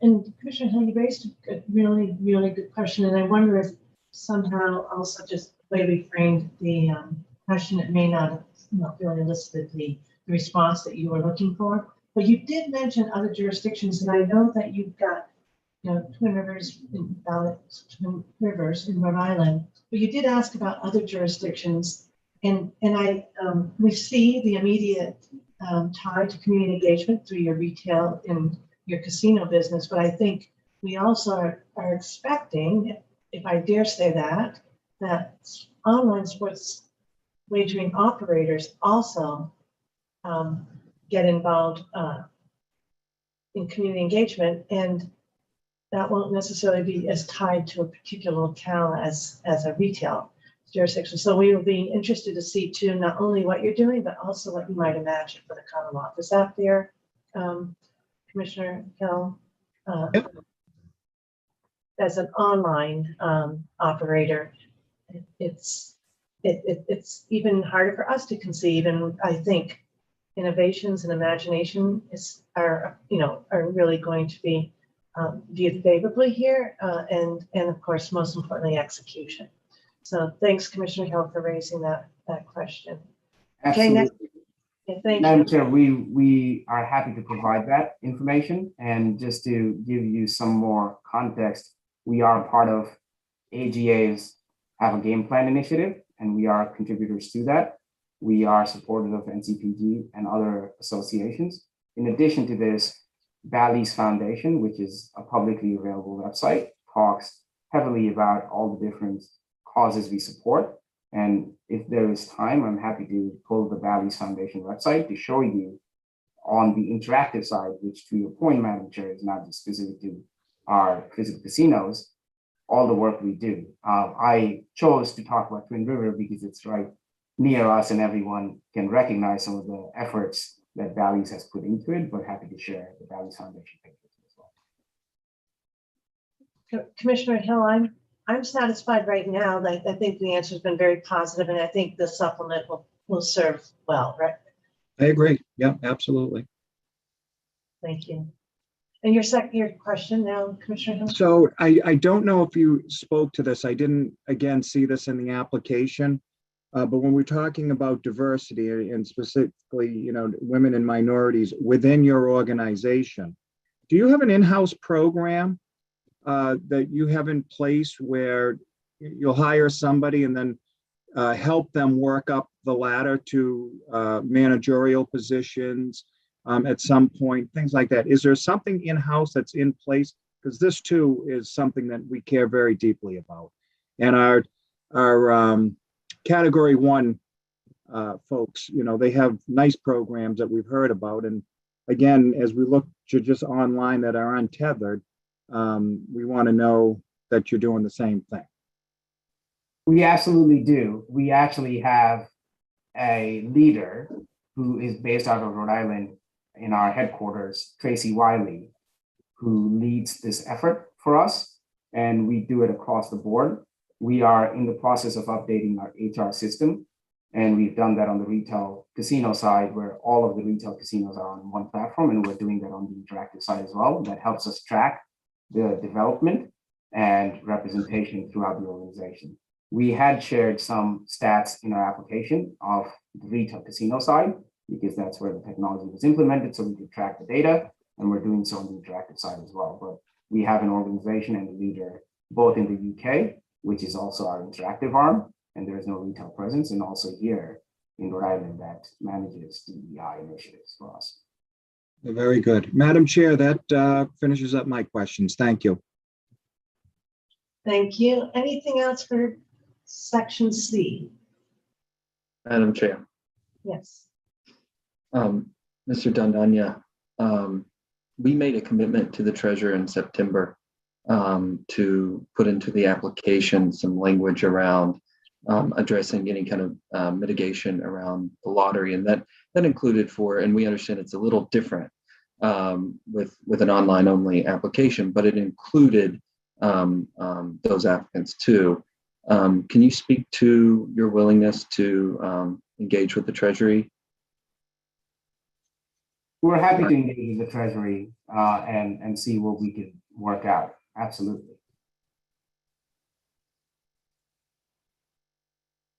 Thank you. Other questions on section C? Madam Chair, no question, but I do want to thank my fellow commissioner for the question around community engagement. I also noted that in my my notes. Subject to the receipt of the supplemented information and our satisfaction with it, and I don't doubt that we will be, I think this section meets expectations. Thank you, Commissioner Skinner. I agree. Great. I also agree. Thank you, Commissioner Maynard. Commissioner O'Brien? I do as well. Okay, so we're all set with those couple of supplements. Thank you. All right, then we'll move on to section D.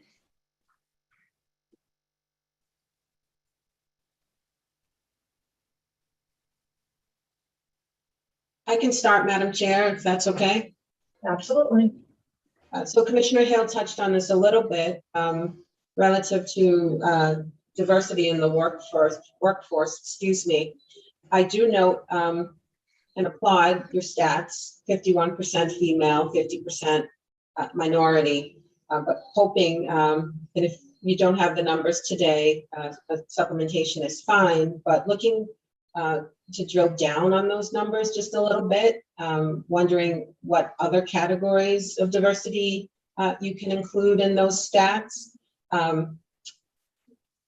It was noted that we hadn't asked for goals relative to the diversifying the workforce, but we hadn't asked for that in the application, but acknowledged that as a commission, we do have the authority to request it. So also looking for you to provide supplemented information relative to that. Back to the drilling down of the diversity statistics, if you could. I'm looking, and I'm careful now to, say I versus we, but I think I am supported by my fellow commissioners in asking for additional detail around your where the female and minority employees are located within the organization, corporate level, supervisory, managerial. If you could just provide some detail. Happy to hear you speak on it now, but if you could supplement for sure, that would be fantastic. We will do so, Commissioner Skinner. We will do so with data so that you can see the drill down. As I alluded to earlier, we went through this process of bringing all of our assets within one HR system. We're still on that journey. We've been on a very aggressive M&A spree as a company, both on the online and the retail side. And as you can imagine, many of these came with different systems, so it was hard for us to collate the data. So we now have some capabilities of drilling down and offering that level of detail. We, as an organization, take this very seriously. Everyone in the leadership team talks about it, and we are happy to share that with you as well. Good, thank you. The other piece of it is the supplier spend. Also looking for data on that, as well as some identified performance goals. Absolutely, we'll do that. Rob, can you please make a note of these supplements so that we can get it to the commission? Thank you.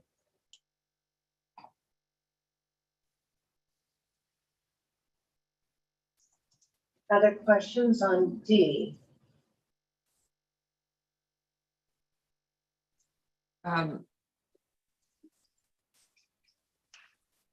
The question I had on D, I think it was E2, page 87. You talk about your advertising. It's a little bit responsible gaming, but it's, you talk about putting it on public transit. Or am I in the wrong section? I'm trying to think. I read that. I'm not sure if it's in D, but you go right ahead. We'll figure it out. Go ahead. No, I think I'm moving ahead. I think it's an E. I'll table it till we get to E. Yes. Okay, fine. Yeah. I've got Dean merged in my notes. I'll table it till we get down to E. Okay. Any other questions on D?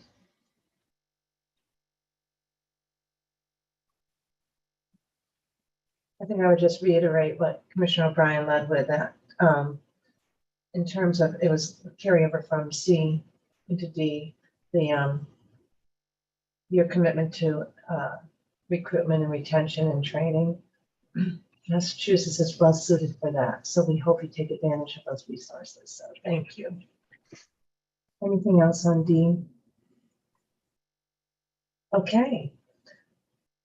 There's a couple of requests that Commissioner Skinner made. I think most of us would join, given our history. So is there any other supplemental information you want with respect to section D? Okay. Do we have a temperature taking? I was ready to say that they met expectations, hoping that we get that amendment for a representative for Commissioner Skinner. Okay. Commissioner Skinner, did you hear what he just said? He's made you an elected official. I heard it. I did. This past week brought me back to yesteryear, so I apologize for that. I think, Commissioner Hill, once an elected official, you never ever lose it. So, Commissioner O'Brien. I was just going to say, you'll hear me start saying Your Honor or periodically. And that's when you know my brain has clicked into another time frame. Yeah. Okay. Met expectations for section D with the amendments to come. Okay. I agree. Thank you, Commissioner Skinner. You agreed. Thank you, Commissioner Maynard. Yeah. I agree also. Yep. Okay, we're all set for the two, and now we'll go to section E. Any questions on section E? I think maybe you'll write to Commissioner O'Brien. Do you want to ask your question that you were ready to present? So my memory is there were two things I wanted to ask about. One of them, and I may have missed it, this may have been back in C, but the E question I was going to ask was page 87 in the PDF, E2. You talk about out of the home advertising efforts, and you specifically talk about public transit. I'm particularly thinking about some of the urban areas in Boston in particular in our state, where you have kids that rely on public transit to get to and from the public schools. And I'm a little concerned about that aspect of advertising.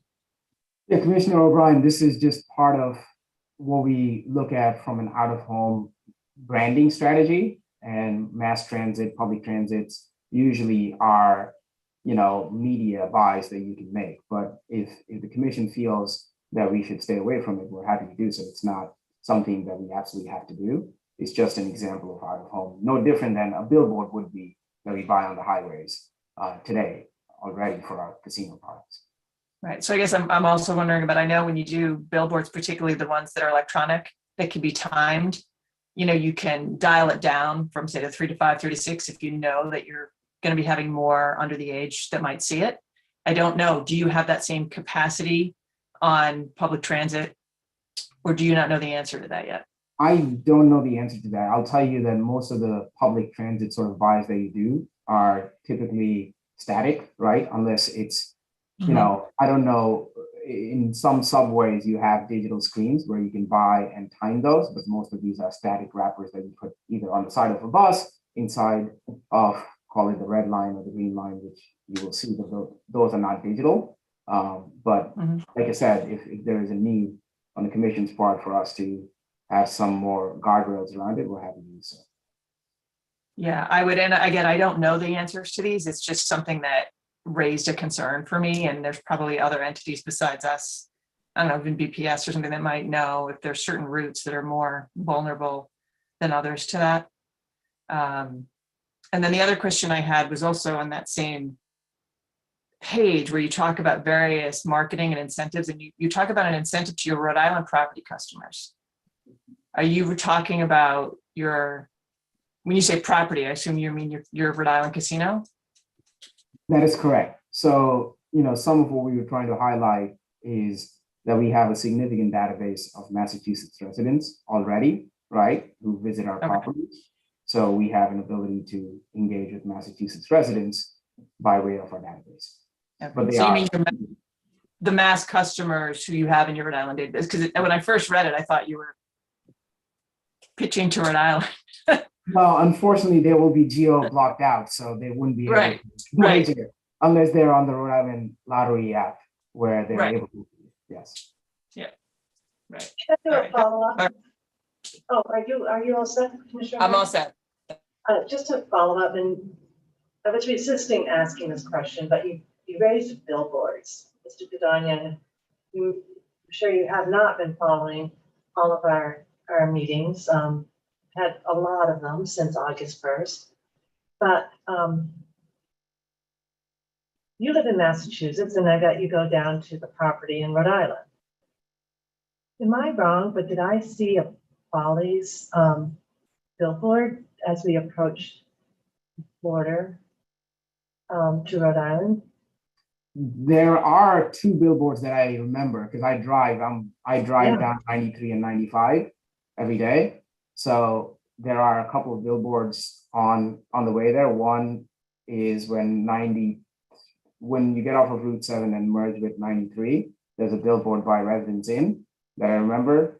And then if you get onto 95, halfway between Massachusetts and Rhode Island, there's a billboard for Bally's Casino there. And I believe when you're headed to the airport, you'll see a billboard where you have not just us, but other gaming companies like Fox. Right. So I suspect that you're going to want to continue to advertise in Massachusetts the casino property. We'll put aside sports wagering for just a second. I may be wrong, and this is a time for you to correct me, but I didn't see responsible gaming language on that billboard, where our casinos here, of course, are required to put that there. Can I have a commitment from Follies that if they are going to continue advertising on billboards, that they, even though they're not regulated by us, that they, if they're going to have a license here, do online sports wagering, that they add responsible gaming language that's consistent with what we require of our category 1 licensees. Absolutely, we're happy to do that. And Rob, let's make a note so that all marketing collateral just goes through that sort of check on our side. Thank you so much. I might be wrong, but if it's not there, we appreciate it.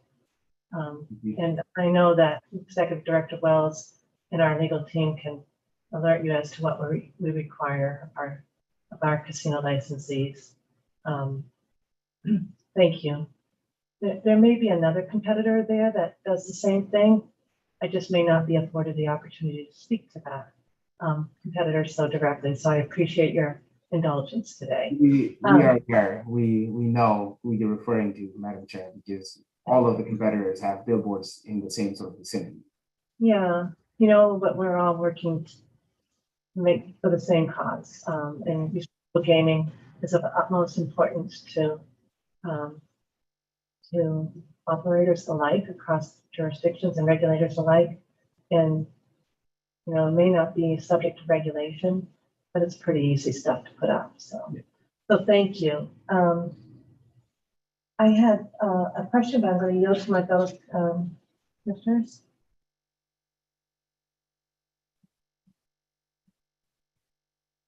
Actually, it somewhat relates to what Commissioner O'Brien brought up. So I think I heard or read, and maybe I heard today, that 40% of Rhode Island database are Massachusetts customers.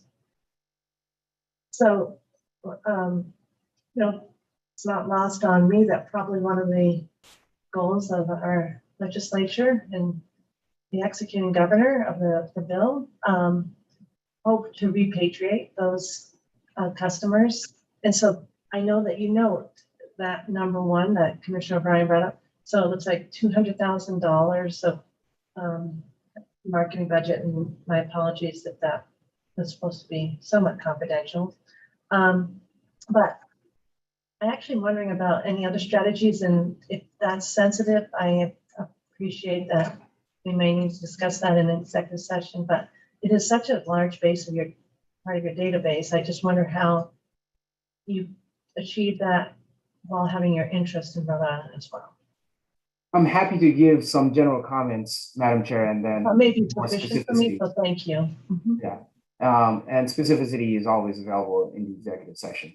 What we would say is, this is not the only sort of property where we have customers or players from different states. And we've done some work similar to this in New Jersey as well, because we have a property in Atlantic City. And as you can imagine, we get customers predominantly from New York, New Jersey, and Pennsylvania, all three of which are regulated gaming states, right? So we have tried and tested marketing cross-sell initiatives. So it helps us engage with the customers while they are in the property, and also engage on online products because we don't have a physical casino experience available in New York or Pennsylvania today, right? So when we think about our efforts with our database that we have, we will obviously do so in a way that we know that if a customer is willing to place a sports bet and doesn't drive all the way down to Rhode Island or is in Rhode Island, they are wagering on our platform here in Massachusetts. So it just gives us better ability to engage with our players, irrespective of location. And it's a form of convenience, if you will, because those who want to go to the property will want to experience not just the playing at the property, but they usually go there for the hospitality aspects too. And so we just want to make sure that we're able to speak to our customers with different products, because they are buying into the brand and the proposition and the trust they have in the brand, and that we are available for them irrespective of the state they're in. Thank you. We look forward to that update. Other questions for,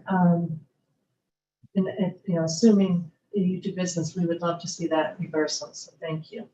Now, any other questions on E?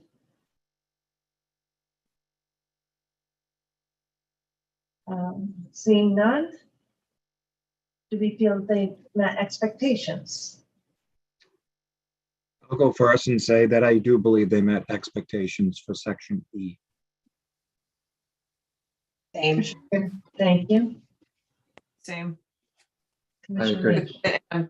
Sorry, I'm very pleased with the conversation you had about the billboards too in the RG language, Madam Chair. I like the answer. Thank you. The response was excellent, right? Thank you very much. I don't believe we had any, right? We don't see any sort of deficiency that needs to be corrected or any supplemental information for enhancement on this. Okay. Madam Chair, if I could just make a quick comment in response to Commissioner O'Brien's concern regarding transit. I believe, and I'm going to, with your assistance and partnership, reach out to the T. I believe that I don't know what we can do through regulations, but I believe when a company is purchasing time on transit, that they can actually dictate when those messages will be seen, especially through the electronic piece.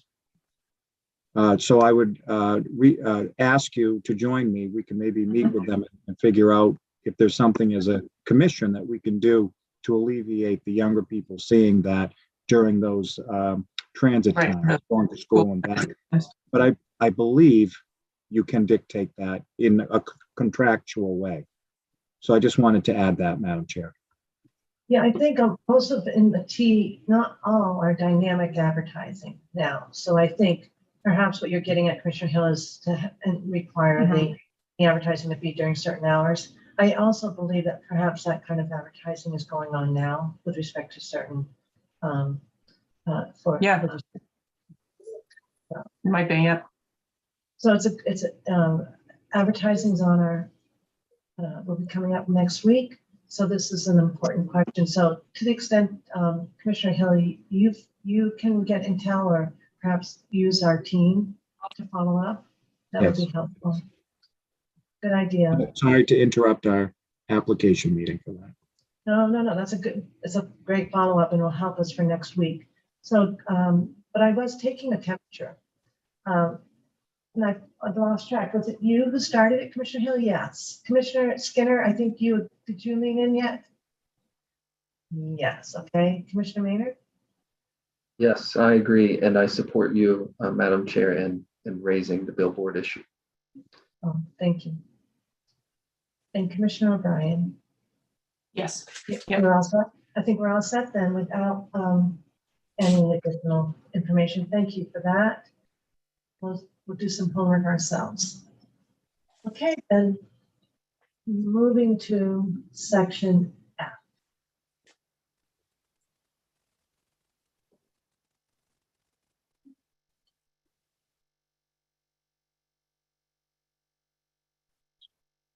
Any questions?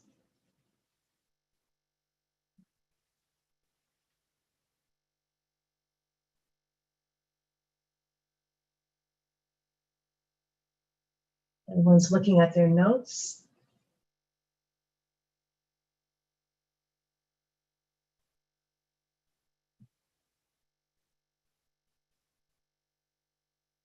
While we're looking at F, I just want to also commend Bally's, because I know you made a very generous gift to ICRG, which I believe is the Massachusetts-based entity for a multi-year research on gambling among young adults. Thank you for that commitment. And I also know that you were awarded the Safer Gambler Operator of the Year in the United Kingdom, and congratulations for that award. Thank you, Madam Chair. We did pledge a commitment of $600,000 to ICRG. Yeah, and the topic, Commissioner O'Brien, we probably want to keep track of that research. It looks like it's multi-year, so maybe that's, I mentioned because Commissioner O'Brien often leads on our concerns about youth being targeted anyway. And so perhaps that's an area where I know Director Vanderlinden knows that organization well, so there might be some benefits to us that could come out of that research, so thank you. Cross-pollination. F, I'm satisfied with F. I don't know if anybody else has any questions with today's presentation and the technological piece. All set, Commissioner Skinner? I think F meets expectations. I agree, Madam Chair. Thank you. Commissioner O'Brien? I agree. Okay. All right. Madam Chair, may I just, I know that Commissioner O'Brien earlier, as we were reconvening, had a question around session limits and our application. This was in section B, but some of it could be part of F. So if it's okay, I may want to respond to the point around why it says iCasino on session limits, because today it's configured for iCasino, and we have the team if you want further technology details. It's part of the platform, as I explained, so it can be turned on. None of the current states where we're live have regulations that require us to have session limits on sportsbook, so it's not turned on for sports. But if that's something that the regulation in Massachusetts requires, we're able to turn that on. So can I ask you before is it required in certain jurisdictions with iGaming? Or is this something you've done spontaneously and voluntarily in the iGaming jurisdictions? It is required in certain jurisdictions for iGaming session limits. And Jonathan, if you're back on, you can speak to specifics on which jurisdictions, et cetera, require session limits. Yeah. Thanks, Ali. I'm back on. Yes, it is required in a lot of jurisdictions for casino purposes. The practicality being around the sort of mental aspect of gambling and being in front of a screen and clicking spin repeatedly, which is generally thought to be different in the sports betting environment, because sports betting, you may wager a lot of money, but you tend to do it over a drawn out period of time, perhaps waiting for a sports event to finish. Maybe you're doing in-play betting, but sometimes you put your bets on ahead of the event, and we don't tend to limit the time that you're actually spent on site. But as Adi referenced, I think that we could easily make the change if we were required, but we've never been asked to do that for a sport. Yeah, it's the in-game betting that I was actually thinking of, having seen some of the younger people in a time warp happens and all of a sudden hours go by when they're in a video game. I don't know if the act of the in-game betting it would be different than, to your point, you place up front and then you go watch your event. So this may be sort of an emergent area, but I definitely think it's something we want to keep track of, because it sounds to me, Commissioner Skinner had asked about the whole idea of the cooling off less than 24 hours.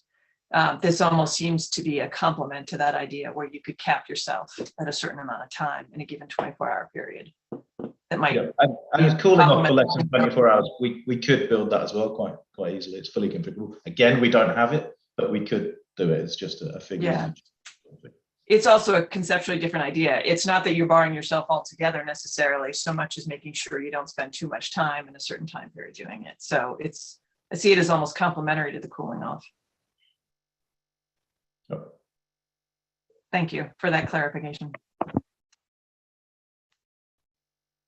Thank you, Commissioner O'Brien. We just wanted to make sure you understood that we have all these configurations available, and for your requirements, we're able to turn those on as needed. Yeah, I appreciate it. Okay. Then we'll move to section G. I think that there's some follow-up on section G with respect to the finance. That's our own request for an executive session. And Attorney Kramer has come on now that we're back in suitability, thinking about suitability. So if there's any follow-up questions you had on that. But right now we only have, I believe, one topic that we're anticipating going into executive session.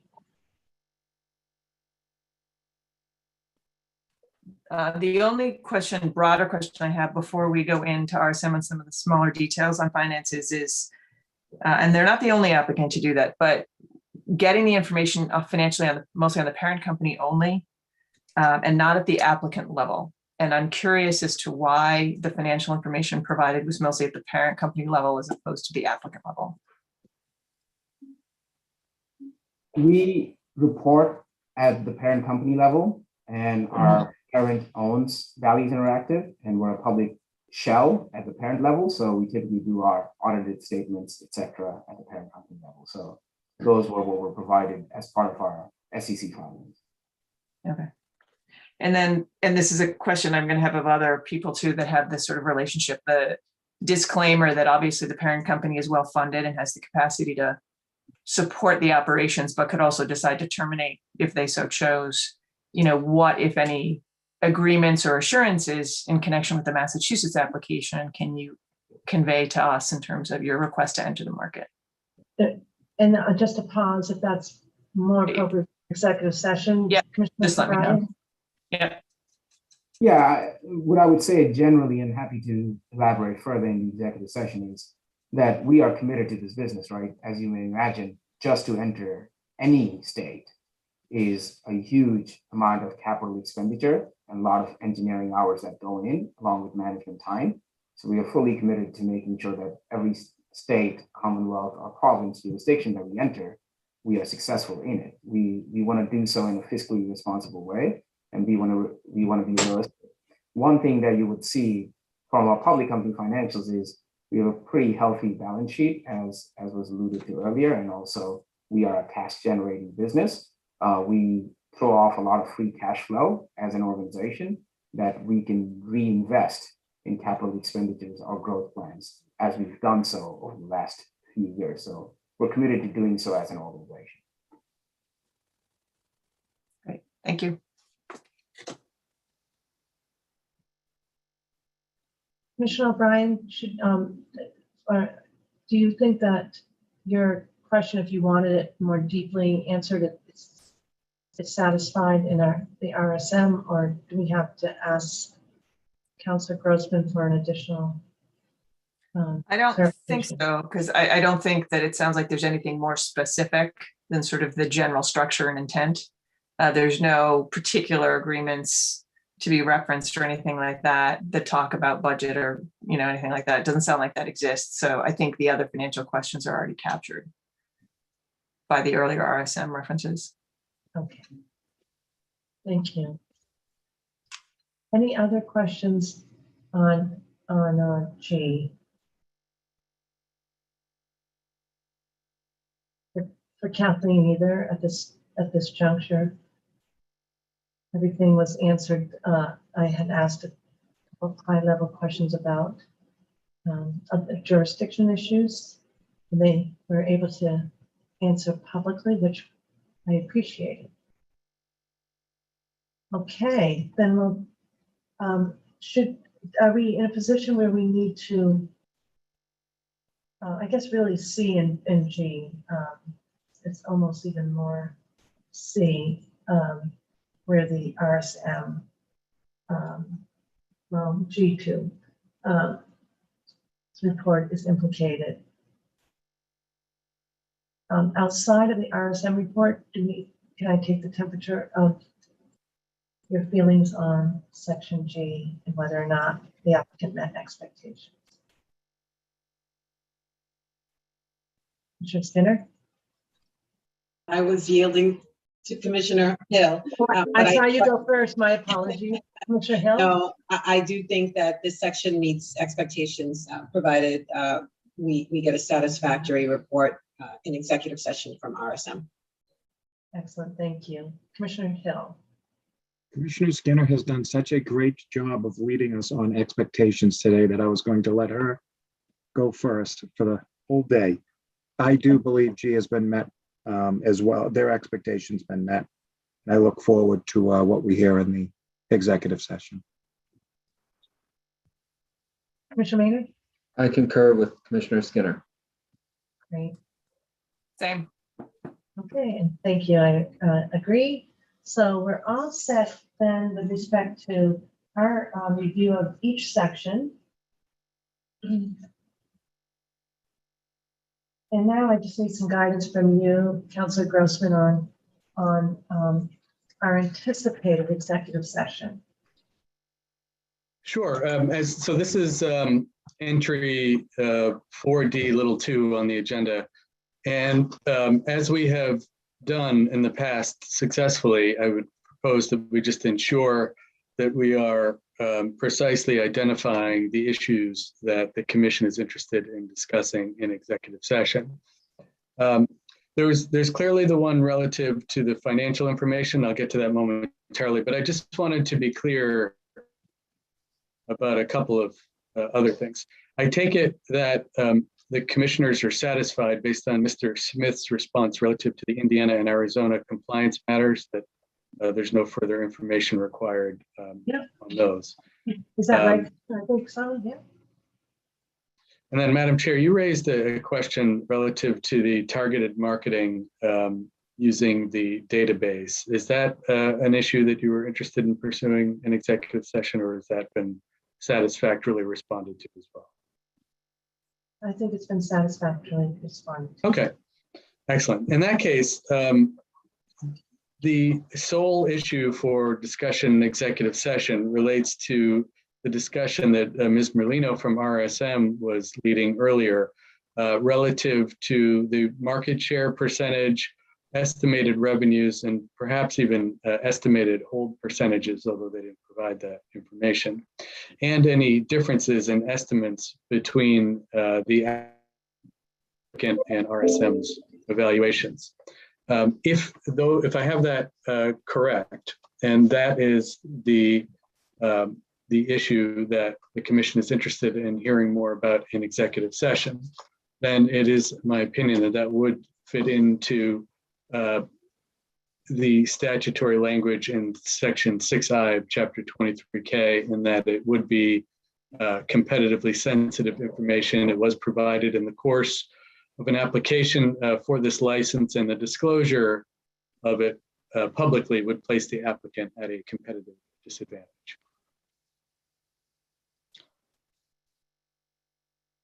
Okay. And this falls under D2, correct? That's right.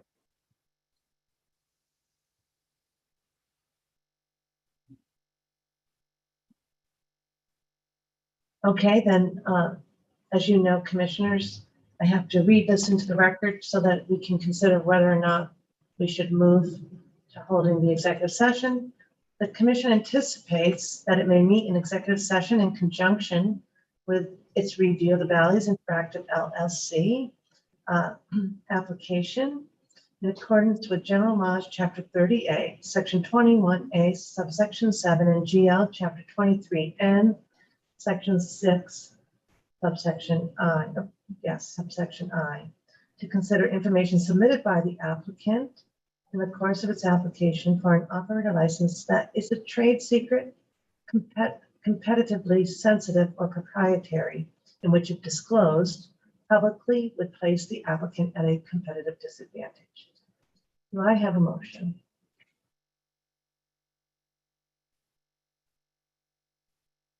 Madam Chair, I move that we go into executive session for the reasons stated by yourself and General Counsel Grossman. Second. Okay, any discussion? All right, Commissioner O'Brien. Aye. Commissioner Hill. Aye. Commissioner Skinner. Aye. Commissioner Maynard. Aye. I vote yes, 5-0. So now magic occurs again. We were successful yesterday. Are we going to use the breakout room again? Before we go into that session, just want to ask commissioners, are we comfortable moving right into executive session, or do we need a break? All set? Let's move and groove. Let's move and groove. All righty. Then we'll just wait to be transformed. Just a check, are all the folks who you would want for that executive session available right now? Because this is the time for them to join. On our side, Madam Chair, it's just myself and Rob Smith, so we're here during the executive session. Okay, and I see a couple of other of your colleagues, and they would be transported with us, but they could always just leave. All right, thank you so much. Chair, just a point of clarification for the stream and the public. We are intending to come back to this public session, correct? Well, thank you for the reminder. It's very important for me to note that the commission anticipates reconvening in public session to most likely adjourn this meeting at that time. So we thank the public for joining. Certainly we will reconvene in public today. Thank you.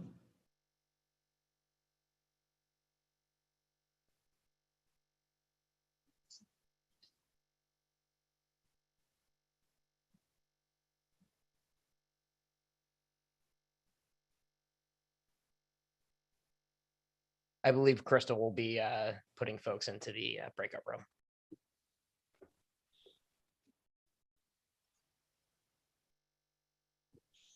Yes, everything just opened and everybody's been assigned, so. That's it.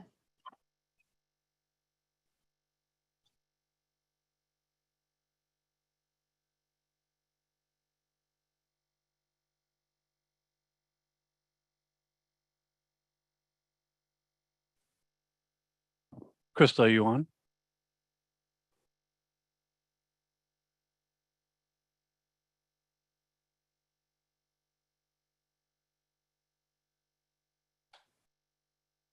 Crystal, are you on, or is anyone on from MGC?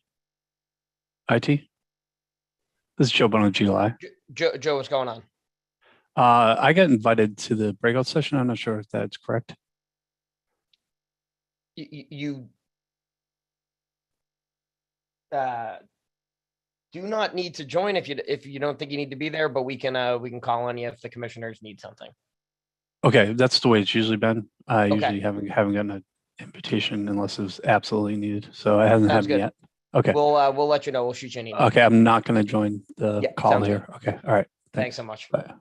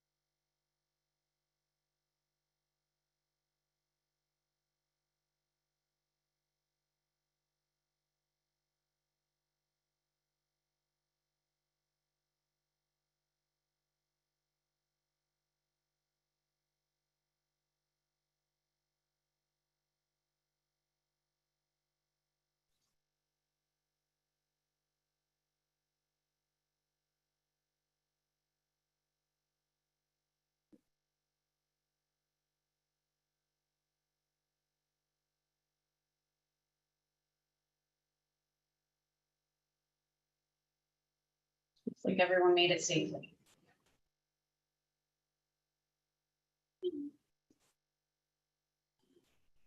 Yes, back in the old days, we used to walk and get some steps in, and now we just wait to be transformed. Encourage everybody to get their steps out.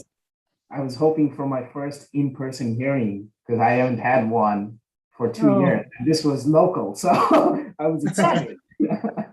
Well, you know what, they will return. This is, we're looking forward to that. So we'll make sure to, if this all goes your way, we'll make sure to have the invite. Thank you. All right, so we have concluded our executive session, and there were two topics that during that executive session became clear that we should update the public on. So the first, I'm going to turn to Mr. Dadanya about material that we thought had not been included in the application.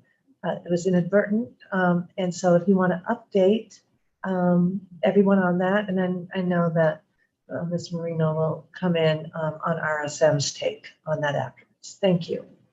Thank you, Madam Chair. There was a question that RSM had brought about hold percentage and whether that was provided in our application and or handle information. It was provided as margin in one of the sections. It was, I believe, section C, where we had provided our assumption of 7% for margin, and we had provided handle information as well in section B on page 66 of the application that gives the 3 cases and the handles that we would expect for values.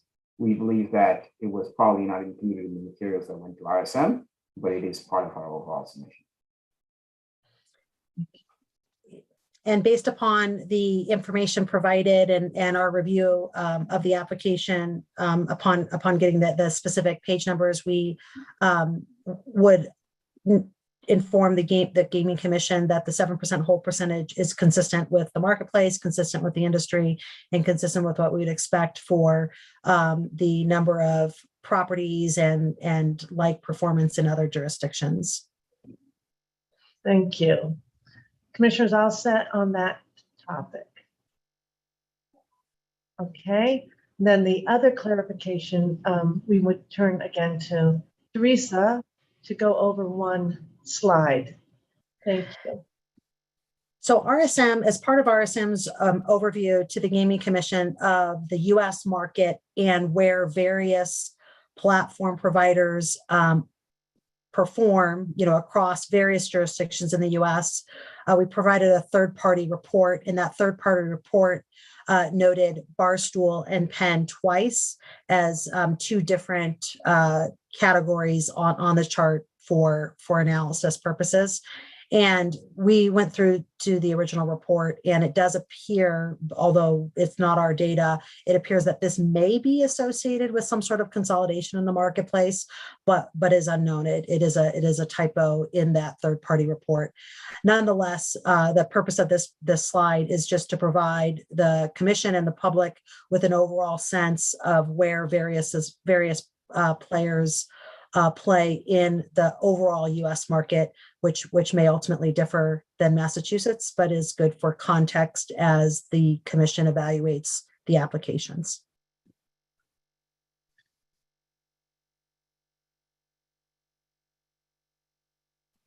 And I would just add that the entities that are noted include applicants and include non-applicants, and that was just Correct.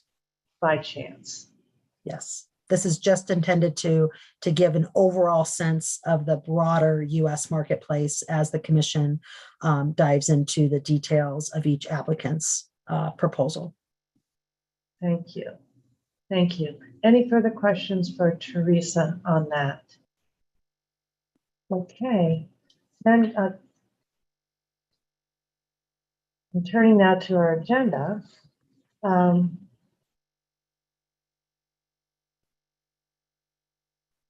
At this time, I believe that what we've been able to establish today is that we've gone through the evaluation of the application. There's some materials we'll look forward to receiving, but our ultimate determinations, as we outlined earlier this morning, and went over briefly today, would occur, we anticipate January 18th and 19th. So at this time, I think we can say thank you to the applicant.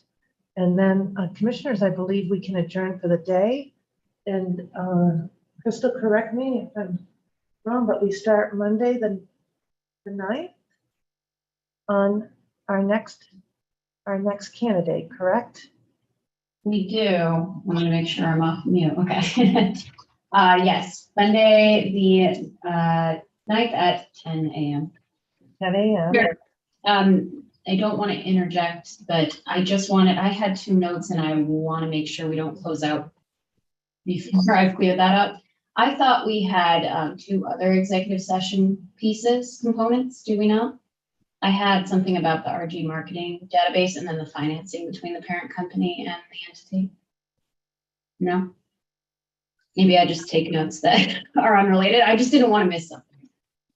Well, I know that the answer on the financing between parent company and applicant, there was nothing more specific to produce based on executive session. Okay. The RGPs, I think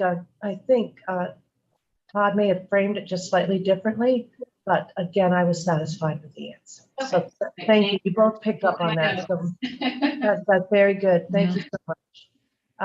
So with that said, I think that we will reconvene on Monday at 10 a.m. for our next applicant.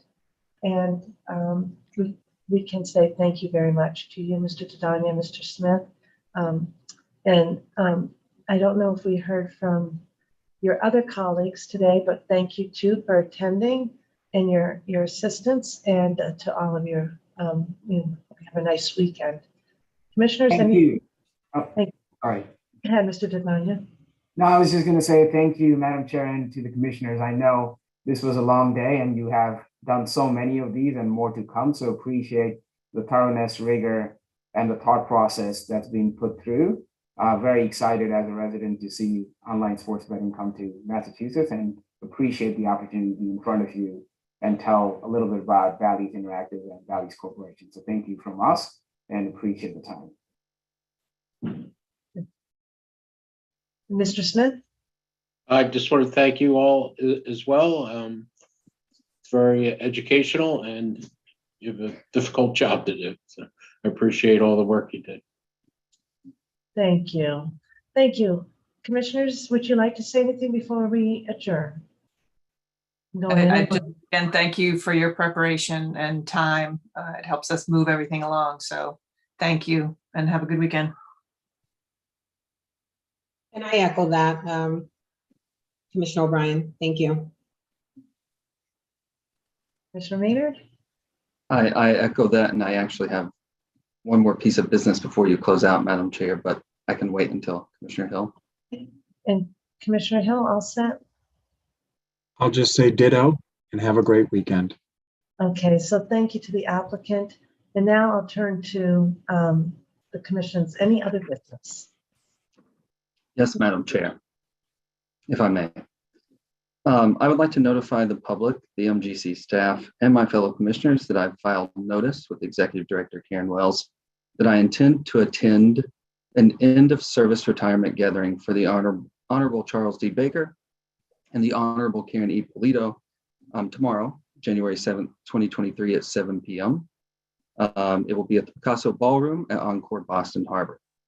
I received an invitation in December to attend, and I worked for the former governor and lieutenant governor for approximately 6 years in various capacities. The last was as their chief secretary. There's no cost to attendees to the event, and to my knowledge, the Baker and Polito committees will be covering. I will follow all applicable laws, rules, and regulations during my attendance, and I've consulted with both Councilor Grossman and outside counsel in deciding to attend and in filing notice and making this announcement today. Thank you. Any questions for Commissioner Maynard? And thank you, Commissioner Maynard. I know that you're going to have a very nice time, and but for a conflict, I would be joining you. So enjoy, and thank you for seeking out counsel to make sure that any concern is addressed. Thank you very much. Any further questions? Okay. With that, I would move to adjourn, Madam Chair, and wish everybody a very happy weekend. Second. thank you. Any further discussion? Okay. Commissioner O'Brien, Aye. Commissioner Hill, Aye. Commissioner Skinner, Aye. Commissioner Maynard, Aye. and I vote yes. Thank you. And again, thank you very much, Fathers. Thank you very much.